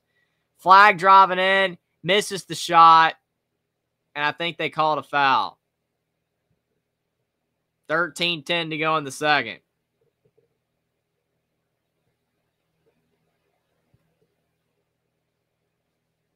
I mean, it's just crazy. I mean, I know we've seen a lot of tall guys that can handle the ball, but like Cooper Flagg is just the definition of an all-around player. He can rebound well. He's a good passer, good defender. He can shoot all over the floor. I mean, he's going to be a really, really special player, it looks like. And if he continues his upward trajectory, I mean, it could mean great things for Duke this season. He does miss the first free throw, though. If he hits the second, it'll put Duke up by double digits.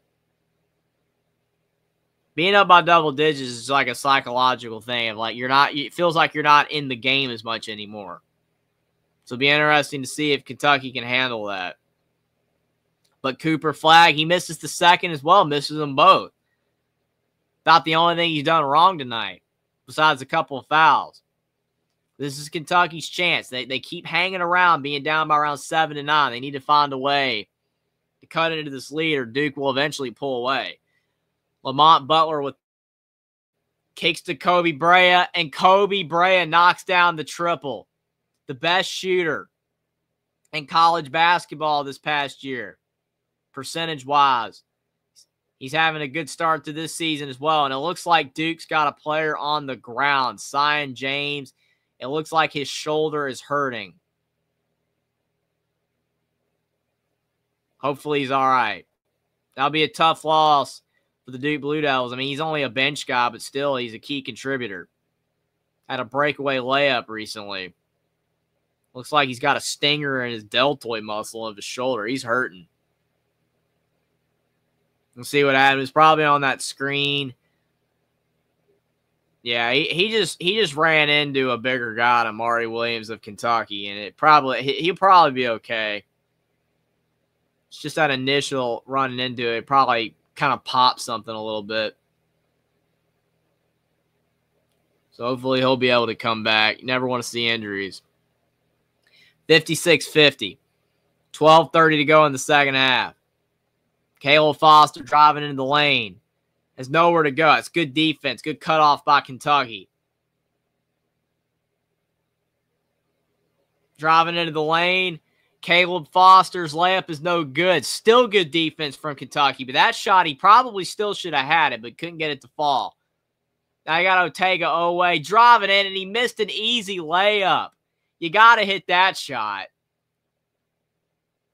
Duke for three. Tyrese Proctor, and it's off the mark. Otega Oweh with a good rebound. Man, he just blew a tire, though, on that layup. Otega Oweh had it. Amari Williams down the floor. Goes up with it. Misses the shot. Duke with the board. Cold spell from both teams' offenses. It looked like this game was going to be in the 90s, but now the way it's going, maybe it'll only end up in the 70s. Neither team's really scoring that much right now, which you would think benefits Kentucky, but Kentucky isn't taking advantage of it. They're still checking out Zion James on the sideline. His shoulder's really hurting. Duke misses a layup. They get the offensive rebound. Caleb Foster misses a triple. Another offensive rebound. And Caleb Foster misses again. Lamont Butler finally gets it for the Kentucky Wildcats. Down the floor, Lamont Butler for 2 and 1. Kentucky's lockdown defense is starting to really step it up here in this second half. 56-52, and we're at the under 12 timeout. Whether Kentucky ends up winning this game or not, you got to love the fight from the Wildcats. They're playing hard. I mean, Duke clearly is the more athletic and talented team, but Kentucky's got a bunch of experienced guys, and they have underrated talent. Some of these guys just don't jump off the page as like, oh, they're going to be first-round draft picks or whatever, and they're just so talented. But they are underratedly talented, and they have experience. I like Kentucky's team. I don't know how good they're going to be this year. They were picked to finish 8th in the SEC this season. So it's not like people are really thinking they're going to be that great, but I think they can exceed that. I think they can at least be top 5 or 6, possibly. But Duke's going to be a force. But can they get upset by Kentucky in the Champions Classics? Definitely still possible. Definitely looks like Duke, I wouldn't say they're falling apart or anything, but their offense has gone cold. They're giving Kentucky confidence. The longer you let a team stick around, the more confidence they're going to have. So we'll have to see if that continues or if Duke can swing it back in their favor. That's one thing Duke's been doing a really good job of in this game is whenever Kentucky kind of looks like they're on the verge of maybe starting to take control of the game, Duke definitely starts turning it around. So I would expect that to continue until proven otherwise. But it's been a good game. I mean, we knew it's a Sonic Blockbuster for a reason. There's a reason they have the Champions Classic with these teams because of the fact that it draws interest during the heart of college football season, which a lot of people say it's dumb. But you got to get people watching college basketball. You know, you got to get people watching college basketball. So you have to have a big game like this, and it does draw interest. A lot of people love watching the Champions Classic at the beginning of the season.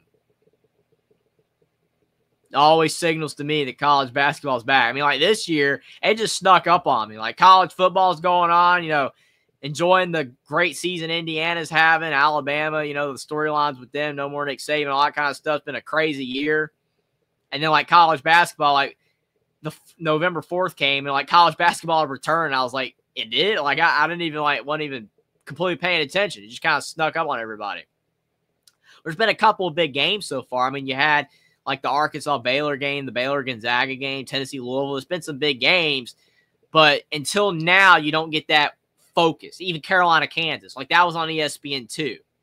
98% of the time, that game's going to be a major game on ESPN or something like that. These games, they'll always get that spotlight. Champions Classic has that ESPN contract. And now they got the CFP reveal and all that. It just kind of gets mixed up with that, which is crazy. So, like, people that are really paying attention to college football and the playoff rankings, they're not even paying attention to basketball right now. It's like, why is basketball on? It's kind of hilarious. Messiah James for Duke's going back into the locker room. Definitely hope he's okay. Going to check on his shoulder. Don't know if he'll be able to return or not, but yeah, he definitely took a shot. Lamont Butler at the line, though, for Kentucky, and his free throw is good. So it's 56-53. He completes the and one. Kentucky's 10 of 16 at the line. Duke 7 of 10. I mean, if Kentucky hit more of their free throws, they'd be winning right now. They've done a good job of getting the line, but they have missed a few. Can Duke respond? Down a teammate. And cold on offense. Kamen Maloch is back into the game. Still with that sore knee. Cooper Flagg driving in. Cooper Flagg loses the ball, but Mason Gillis is there, and he lays it in. We've seen Mason Gillis do a ton of that at Purdue. Following up for Zach Edey. 58-53. That's why it's key to have an experienced guy like that. Andrew Carr. Otega Owe. Amari Williams down low, going up strong with it. He misses the shot, and Kamen Maloch with the rebound. Man, he's hustling down there. 10:25 to go in the second. Cooper Flagg for three, and Cooper Flagg knocks it down. You can't leave him open, Kentucky. You can't leave open Cooper Flagg. He's been missing his threes tonight, but he knocks down his first. He's got 17, and just like that, it's back up to an 8-point lead for the Duke Blue Devils. Lamont Butler driving in, kicks to Amari Williams. Kobe Brea kicks to Williams again, reposting up. Driving in, and it's blocked by Maloch. What a block, and Cooper Flagg's bringing it down the floor. Cooper Flagg asking for a screen. Thought about the triple, takes the mid-range, and it's off the mark. But offensive rebound. Good play by Con Newpel. Duke's hustling too. Cooper Flagg gives the ball up. Con Newpel with it. Driving into the lane. He misses a layup. He had that. Now Lamont Butler down the floor. Gets trapped. Kicks to Kobe Brea, and he lays it in. 61-55.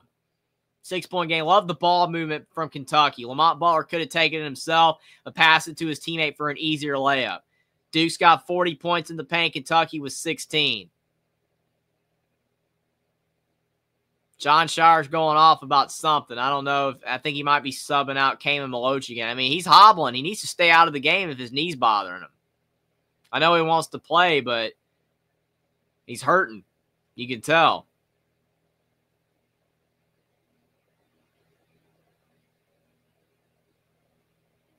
I mean, you gotta appreciate a guy like Kamen Maloch wanting to stay in the game. But if his knees bother him, he probably does need to stay on the bench. Don't want that injury getting worse. 6-point game. 9 to go in the second half. Cooper Flagg trying to drive. Kicks to Gillis. Gillis loses the ball. What defense by Andrew Carr, but then almost losing out of bounds. Now it's just helter-skelter out there. Kentucky does end up with it, though. Lamont Butler in the lane. He misses, and then Brandon Garrison with the follow-through, 61-57. Man, this game's starting to heat up, and Kentucky's hustling, down by 4. Will Jon Scheyer take a timeout? It doesn't look like he is. Yes, he is. I thought he was. It kind of looked like he was, but then they started dribbling away, and they were going to keep playing out there, but Duke did take a timeout. Probably a smart timeout. You can kind of see that the tide is turning in the game a little bit.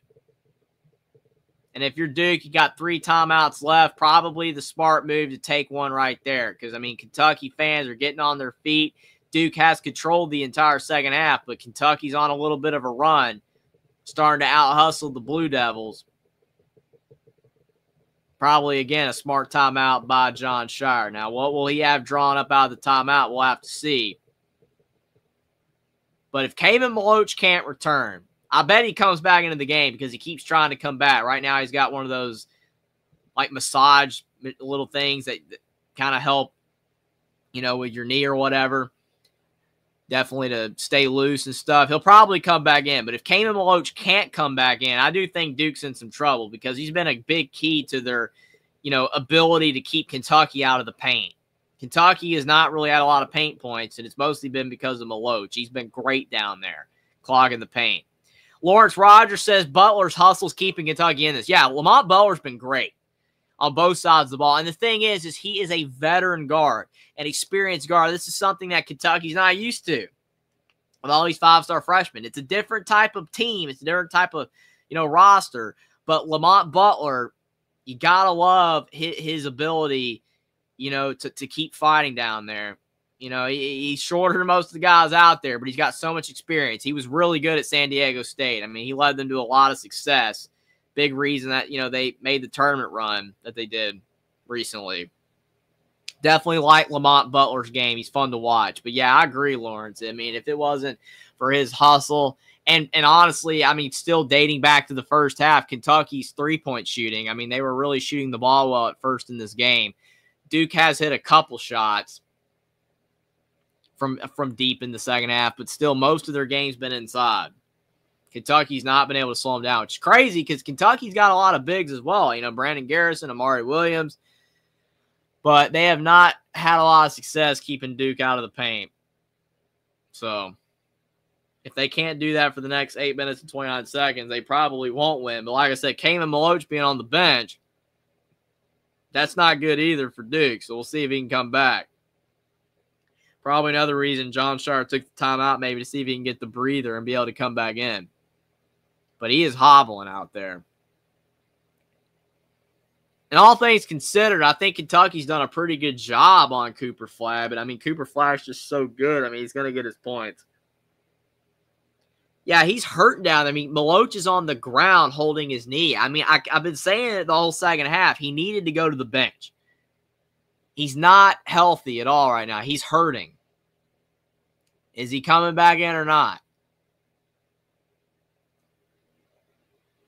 Looks like Gillis is in there for Kentucky. Sion James is back on the bench for Duke. He's trying to lift up his arm, and it looks like he's still kind of hurting a little bit.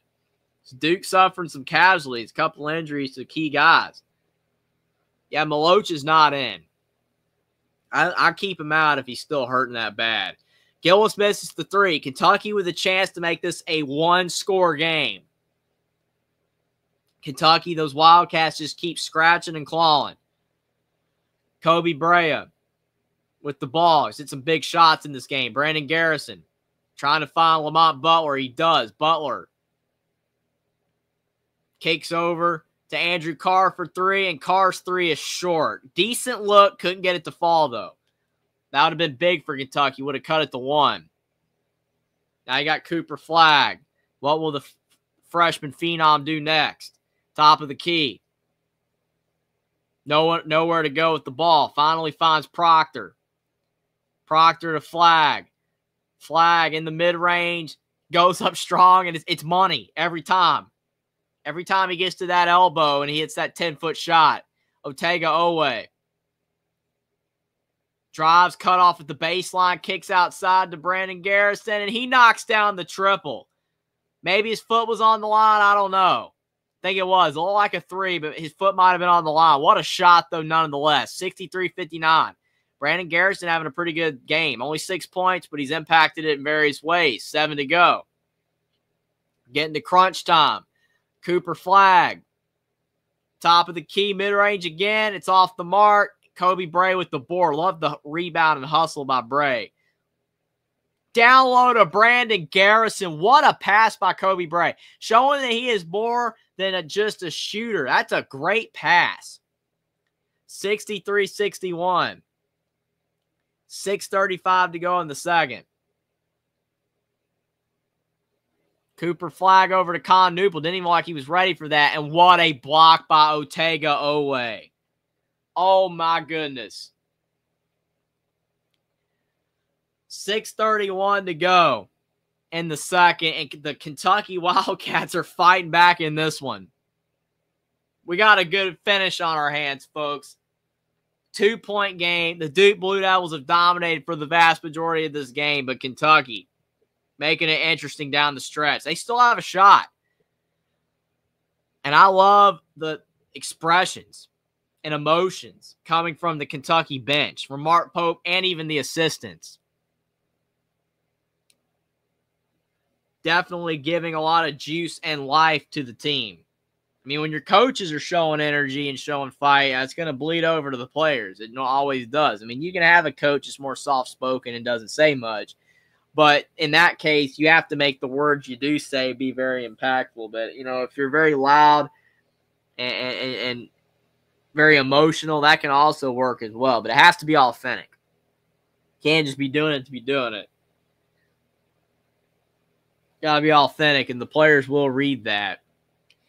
And it definitely feeds off into them. And, I mean, Kentucky is doing a great job of hustling in this game. I mean, I think most people, even if Kentucky would win, would say that Duke's the better team. But Kentucky is not backing down. They're not letting Duke's talent, you know, get to them and stop them and let them get blown out. I mean, they're doing a good job. I can't wait for the finish in this game. I mean, it's anybody's game right now. It's anybody's game. And honestly, I mean, with Sion James hurting for Duke and Kamen Maloch, I mean, Kentucky being healthy, Kentucky's got a shot. I mean, Kamen Maloch is a big reason why Duke, like I said, has had such great success keeping Kentucky out of the paint. Now, he's out of the game, and he's in pain. That sucks for Duke. Really hurts, and hopefully he'll be all right. But if he can't return, Kentucky will have a chance to win.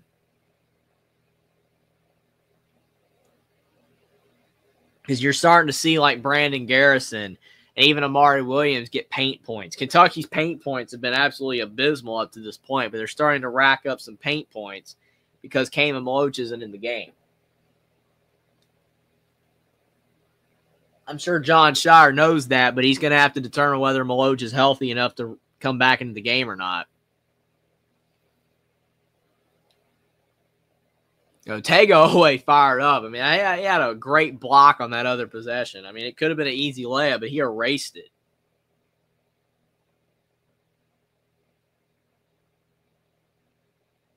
So 63-61, John Shire talking to Cooper Flagg and his team over on the sideline trying to keep Duke ahead. I mean, Flagg, Newpel, and Maloch have 43 of the 63 points Duke has. And Kentucky, those 9-3s still loom large, and Duke's 42 paint points. I mean, that's been the story of the game.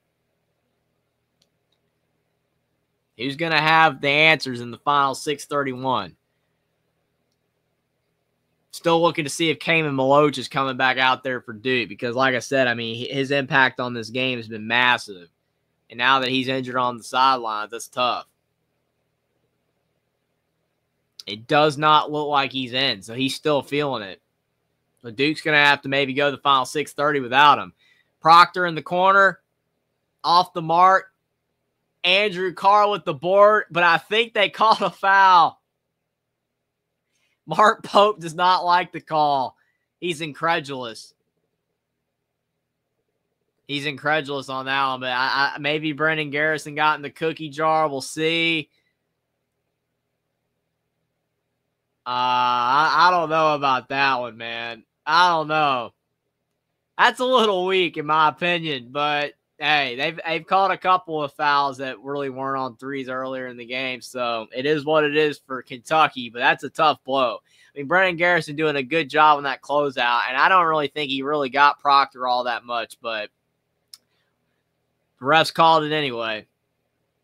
Proctor did miss the first free throw, but he knocks down the second, and he ends up knocking down the third. So he went 2 out of 3 on that one, and that puts Duke back up by 2 scores, 65-61. That last free throw wasn't pretty, but it went in. That's all that matters for Duke. Kerr Kriisa bringing it up the floor. Lamont Butler getting a little bit of a rest. Kerr Kriisa, a very experienced guard, trying to find somebody, kicks to Owe. Back to Kerr Kriisa. Otega Owe driving into the paint, misses the shot. Had a good look at it, too. It's a big miss. Now you got Caleb Foster bringing it up the floor. Under 6 to go. Caleb Foster kicking over to Con Newples. Had a really good game along with his teammate Cooper Flagg. Both have been great. Both potentially going to be top 10 picks. Proctor in the lane. His shot went in and out with 1 second on the shot clock. Now Kentucky back the other way. Chance to make it a 1-score game again. Top of the key. Kerr Kriisa for 3. And Kerr Kriisa splashes the triple. What a shot by Kriisa. 65-64. He's a veteran guard, folks. That's a great shot. 2 of 5 from 3. But hit a big one there. Kentucky on an 11-4 run. In the corner, Con Newples blocked by Brendan Garrison. Kentucky with the rebound. Chance to take the lead. What hustle by the Wildcats. Kerr Kriisa. Over to Jackson Robinson. Back to Kriisa. He takes a deep 3 from like 35 feet, and it barely went in and out. Man, if that had dropped, the Kentucky fans would have gone crazy. 4:40 to go. This is going to be a close game. I had a feeling it was going to be down to probably 1 or 2 possessions at the end. Caleb Foster for 3. It's off the mark. Duke's gone cold. With no Cayman Maloch down there, they don't have an inside presence. Andrew Carr thought about the 3, thought better of it. Probably smart to kick it back out. Garrison inside. Misses the shot. What a block by Cooper Flagg. Cooper Flagg driving in. Lawrence Rogers, that's a Reed Sheppard 3. Yeah, it did look like a Reed Sheppard 3. He was shooting them from that far out. Good point, Lawrence. Yeah, Reed Sheppard was really good last year. He struggled in the Oakland game in the tournament. But still, can't deny the impact he had last year for Kentucky. He was very good.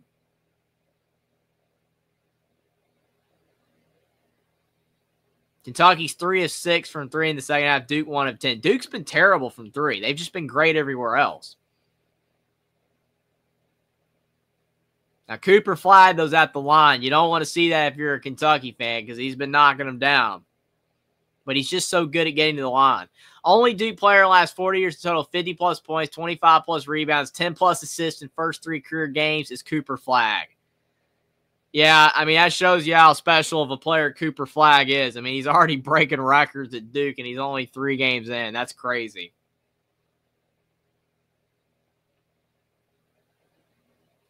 So Cooper Flagg knocks them both down. So it's 67-64. 3-point game. Kentucky's still hanging around. 4:10 to go in the Champions Classic.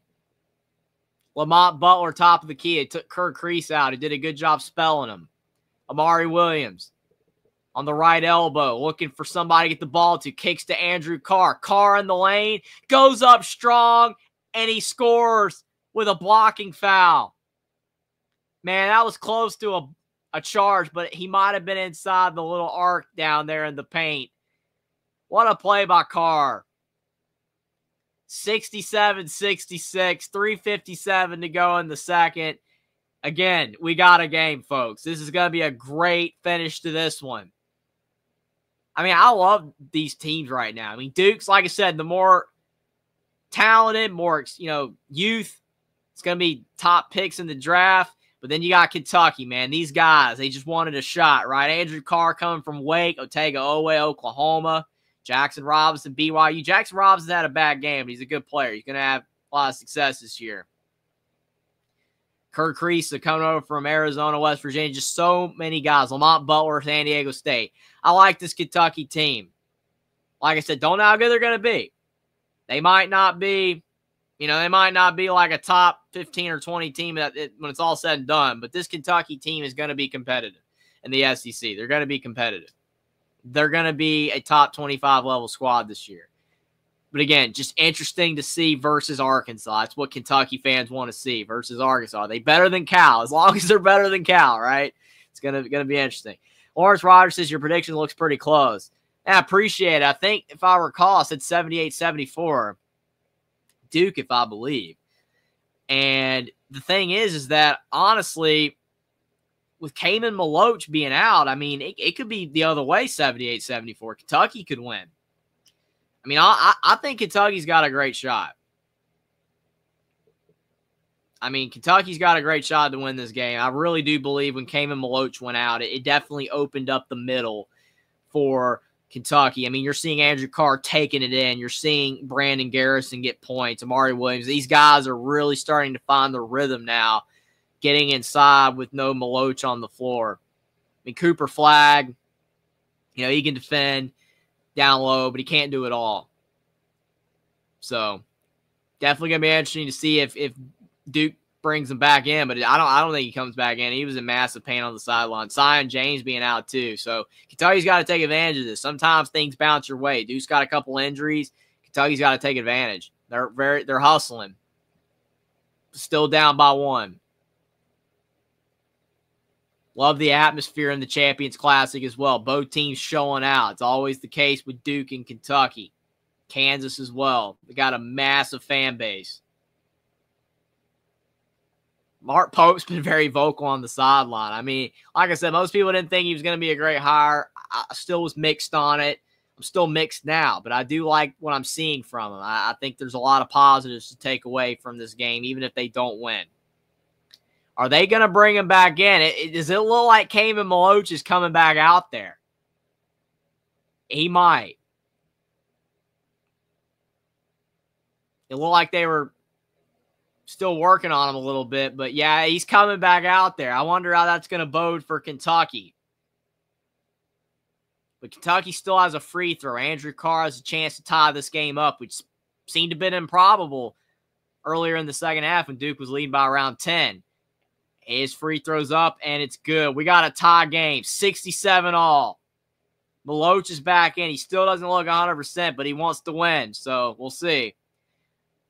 Duke with the basketball, 3:50 to go in the second.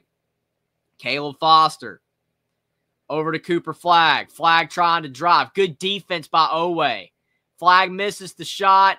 Maloch is battling down there for the ball, and it's off of Duke. And see what I'm saying, though? Even though Maloch didn't come up with that ball, he made Kentucky fight for it. More so than when he was on the bench. What an effort for that ball. Both teams laying it out on the line. 67-67. Carr inbounds to Butler. 3:30 to go. Carr top of the key.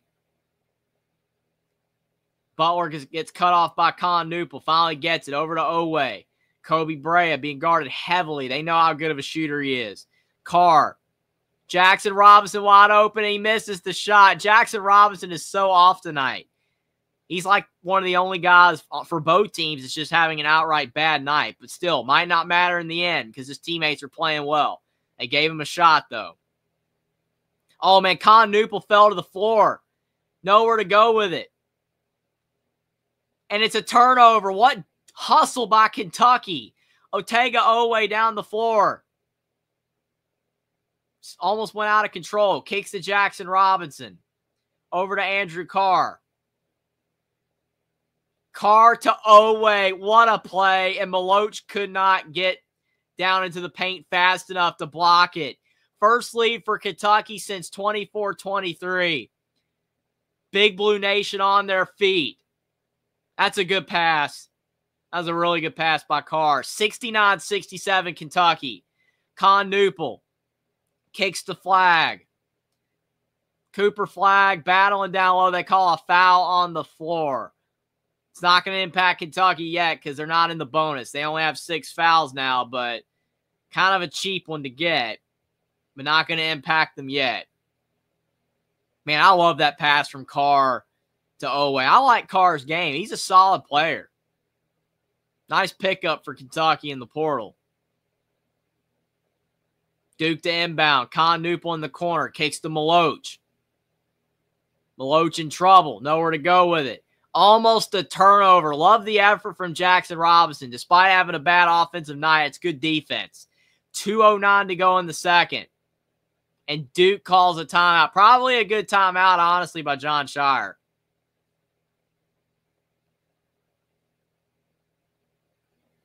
His team's on, got the ball right down there on the other end.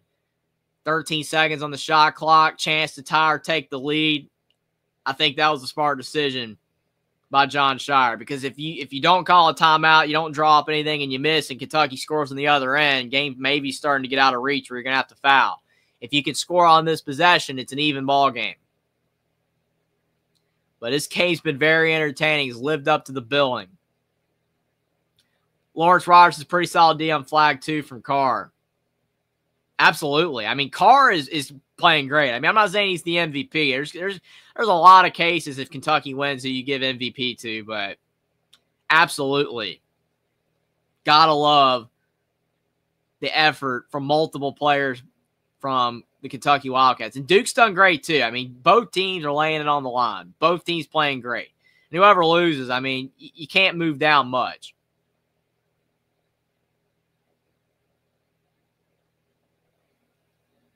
So Duke to inbound. What did Jon Scheyer draw up in the timeout? Duke's one of their last 11 from the field. Cooper Flagg, isolation, mid-range, and he scores. That play should not have been possible. Cooper Flagg driving into the lane.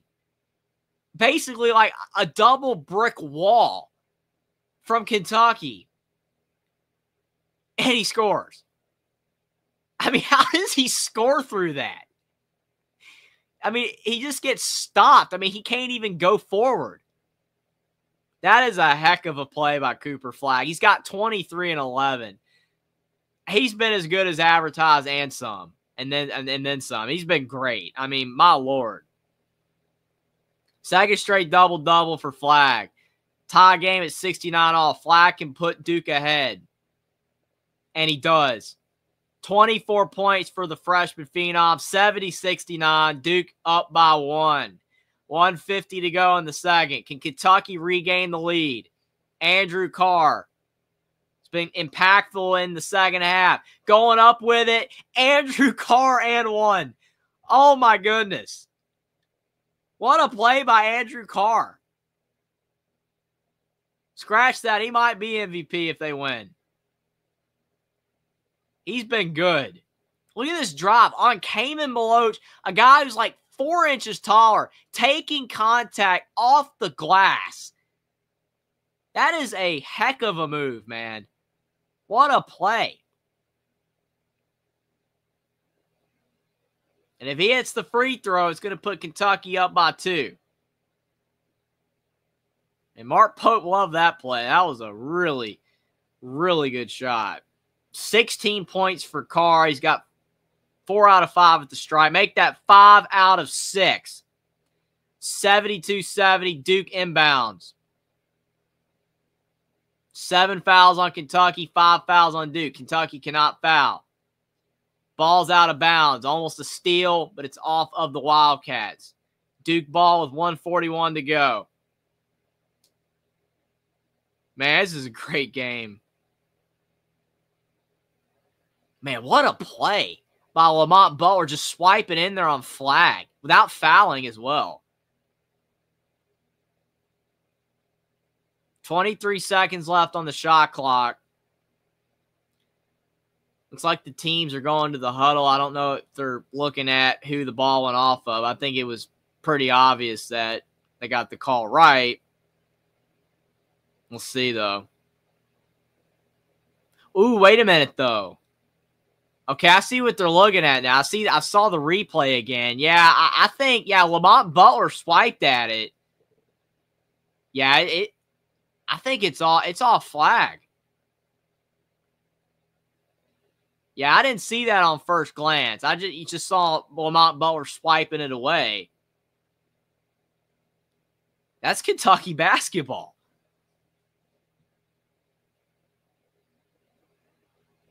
Man, that's a tough blow for Duke if they give that ball back to Kentucky. But it's Kentucky basketball. Lamont Butler with the little swipe there, but it went off Cooper Flagg's other hand. Man, replay's gotten so much better, too. I mean, it's so clear now that it's so many angles that you can really tell who the ball goes off of. Yeah, I think it's Kentucky basketball. Yeah, Lawrence Rogers says crazy game. Absolutely. And I know you're hoping Kentucky gets the win. I mean, whoever wins, I mean, you can't feel too badly because, I mean, it's been a great game. But your Wildcats, man, they might get it done. It's Kentucky basketball. I mean, what a play by Lamont Butler. That's that experience I'm talking about right there. Fifth-year senior coming over from San Diego State. That's an experienced veteran steal right there.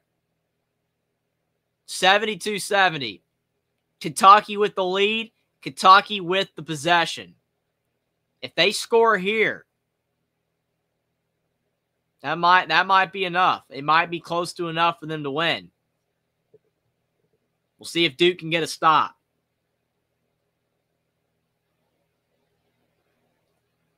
.130 to go in the second. 20 seconds on the shot clock. Butler over to Oweh. Carr driving in. He's been great in the second half. Are they going to double? They're not doubling. Carr, though, almost loses it, and he does. Good defense. The weak side out. But then it looks like Carr reaches in. Are they going to call a foul on that play?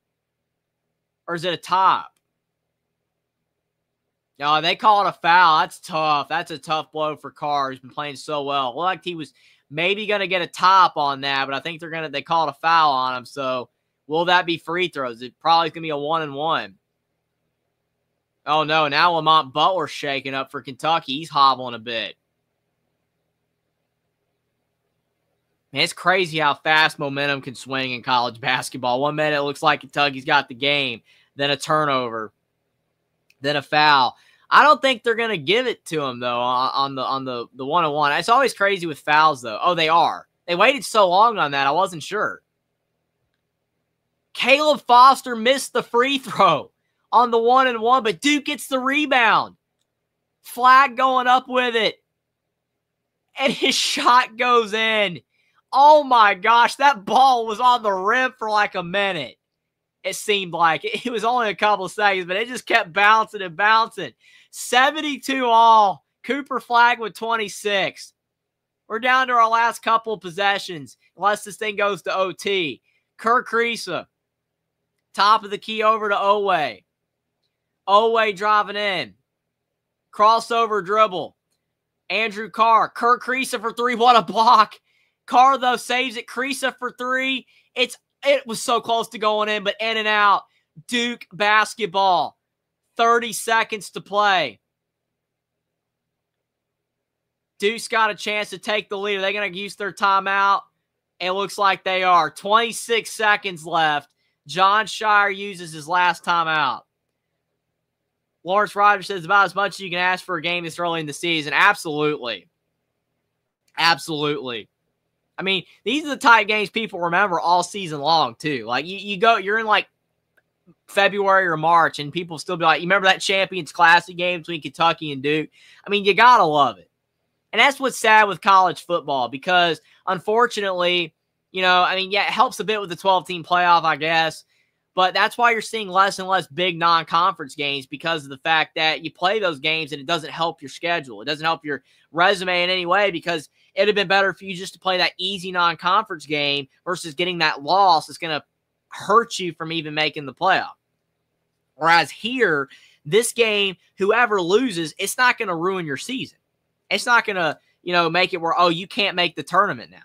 Like, you can lose 10, 11 games in college basketball and still make the tournament. Sometimes you can lose 12 or 13. Like, so that's the thing. This game doesn't hurt either team. Now, if you win, it really helps. But if you lose, it doesn't hurt you. Honestly, losing close probably helps than versus just beating up on a cupcake. So that's one thing I love about college basketball is all these big early season games. I mean, the Feast Week, Thanksgiving games are great. Battle for Atlantis, Maui tournament, all those are great to watch.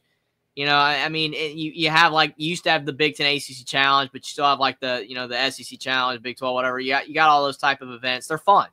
And you don't get that in college football. Love college football, but these are the type games in early season games that you love to see in college basketball. And again, a loss doesn't even hurt, which is great. You don't have to worry about it. You just ball out. You win, you win. You lose, you lose. We got a tie game.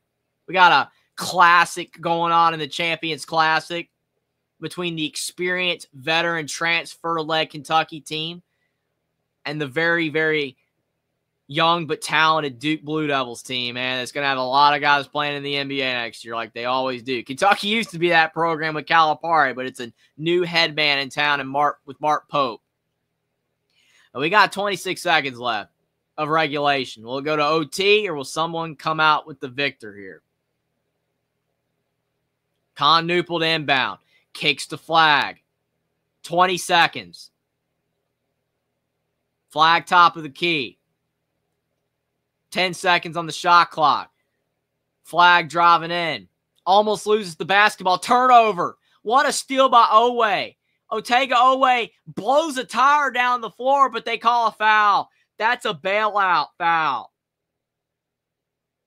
That is such a bailout foul, man, because he lost his footing. I don't know. Honestly, I don't know if he just slipped or if he got fouled. Yeah, I think he got fouled. I do think he got fouled, but that impacted on why he fell. And now he's going to the line. He's got a chance to put Kentucky in front.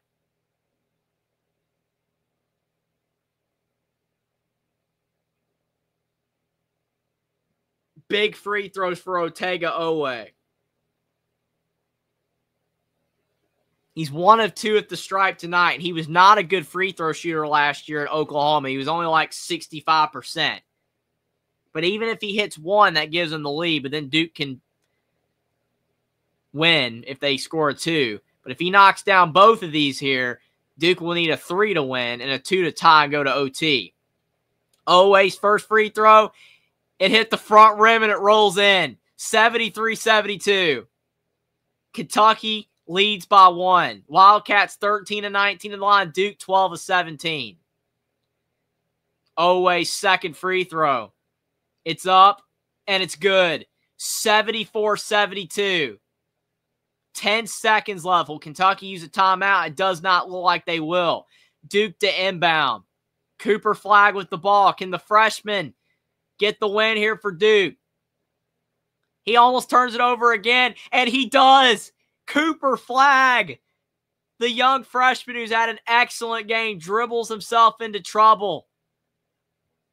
And the ball hits the out-of-bounds line. Kentucky 2-point lead.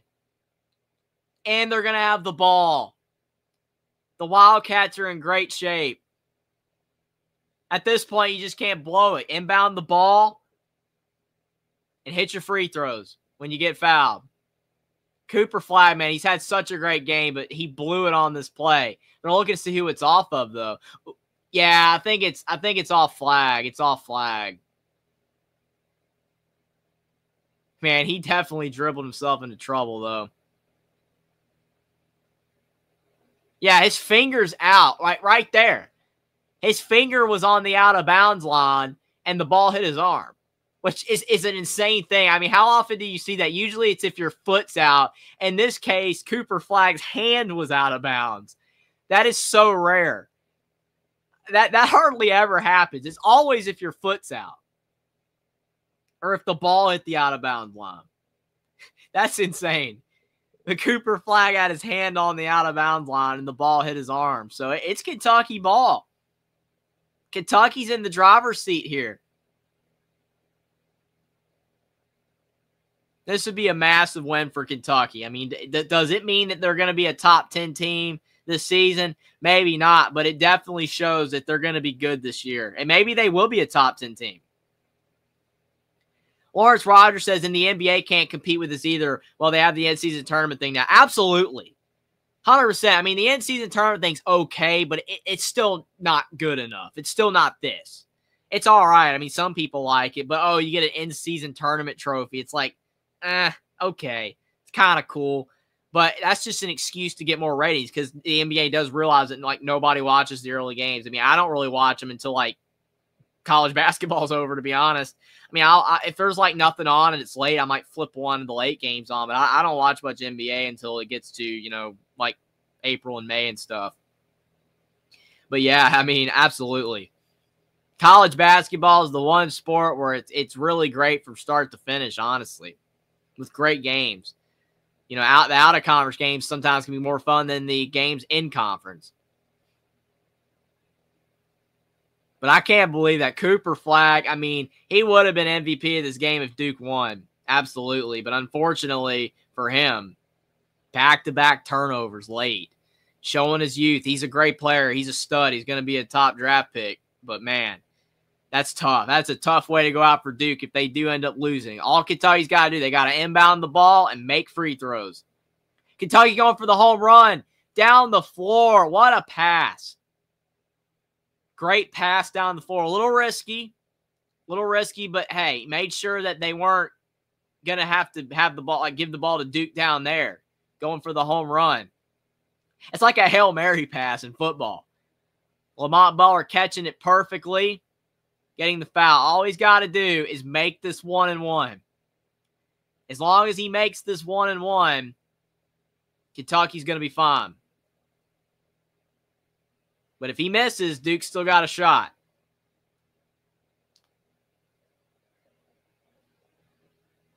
Now the referees are over at the monitor. You got to love, this is the one downside to college basketball, though, is how long the end of games take. You don't have this in almost any other sport except college basketball. Love the high-intensity moments of these games, but, why are we reviewing this now? I mean, for time, I guess. I don't get it. Honestly, don't get it. We're reviewing the clock. I mean, 5.5 seconds is what it was at when they inbounded the ball. You get fouled. I mean, it's going to take a couple tenths. I mean, 5.1, I mean, that's no big deal. But we're reviewing the tenths here. It just drags these games out. That's one of the downsides to college basketball. It can be a little frustrating, but we'll get there once the referees determine how much time left. And normally they do absolutely nothing. They don't even change the tenths. They didn't even change anything. So 5.1 seconds are still on the clock. They did absolutely nothing with that. Kentucky basketball, though, Lamont Butler can ice this game away with a couple free throws. He's 5 of 7 at the line on the season, but these are high-pressure free throws. But if he hits that first, it makes the second one not as important. If you hit that one, though, it's over. But we'll see. First free throw, the important one, and he knocks it down. 75-72. If he hits this one, it's done. But even if he misses, it's going to be hard for Duke to score in 5 seconds, especially with no timeouts. But it's still feasible. Butler Misses the second. Duke's still alive, but they don't get the ball. Oweh ends up with it, and he runs into the backcourt. Did they just call a foul at 0.5? This game's over. This game's over, man. Otega Oweh, the hero, he came up with a lot of big rebounds. He had a couple turnovers, couple missed free throws, but he was in the scrum of things as well. Andrew Carr, Otega Oweh, Lamont Butler, big games. Look at Oweh battling down there, taking it from Cooper Flagg. And I don't even think he got fouled. That's a garbage foul. I don't even think he got touched. But it doesn't matter. It's just going to add to Kentucky's score. Oweh hits the first, and he knocks down the second as well. It's 77-72, and that's all she wrote. The Kentucky Wildcats are victorious, and they're going to move up heavily in the AP Top 25 poll next week. Duke won't drop too far. Duke's really good, but their youth, Cooper Flagg, great player. He's going to be a great player to watch this season, going to get drafted high, but he made a couple of big mistakes down the stretch. And Kentucky gets their first win versus Duke since November 17, 2015. What a way to start out the Mark Pope era at Kentucky with a 77-72 win. Appreciate everybody for being here tonight for this Champions Classic live reaction. Like the stream down below. Subscribe to the channel if you are new. Share the stream out on social media. And appreciate Will, Jackson, Austin, and you, Lawrence, for coming on tonight in the chat. Appreciate it a lot. And definitely, your Kentucky Wildcats, Lawrence, are looking great to start the season.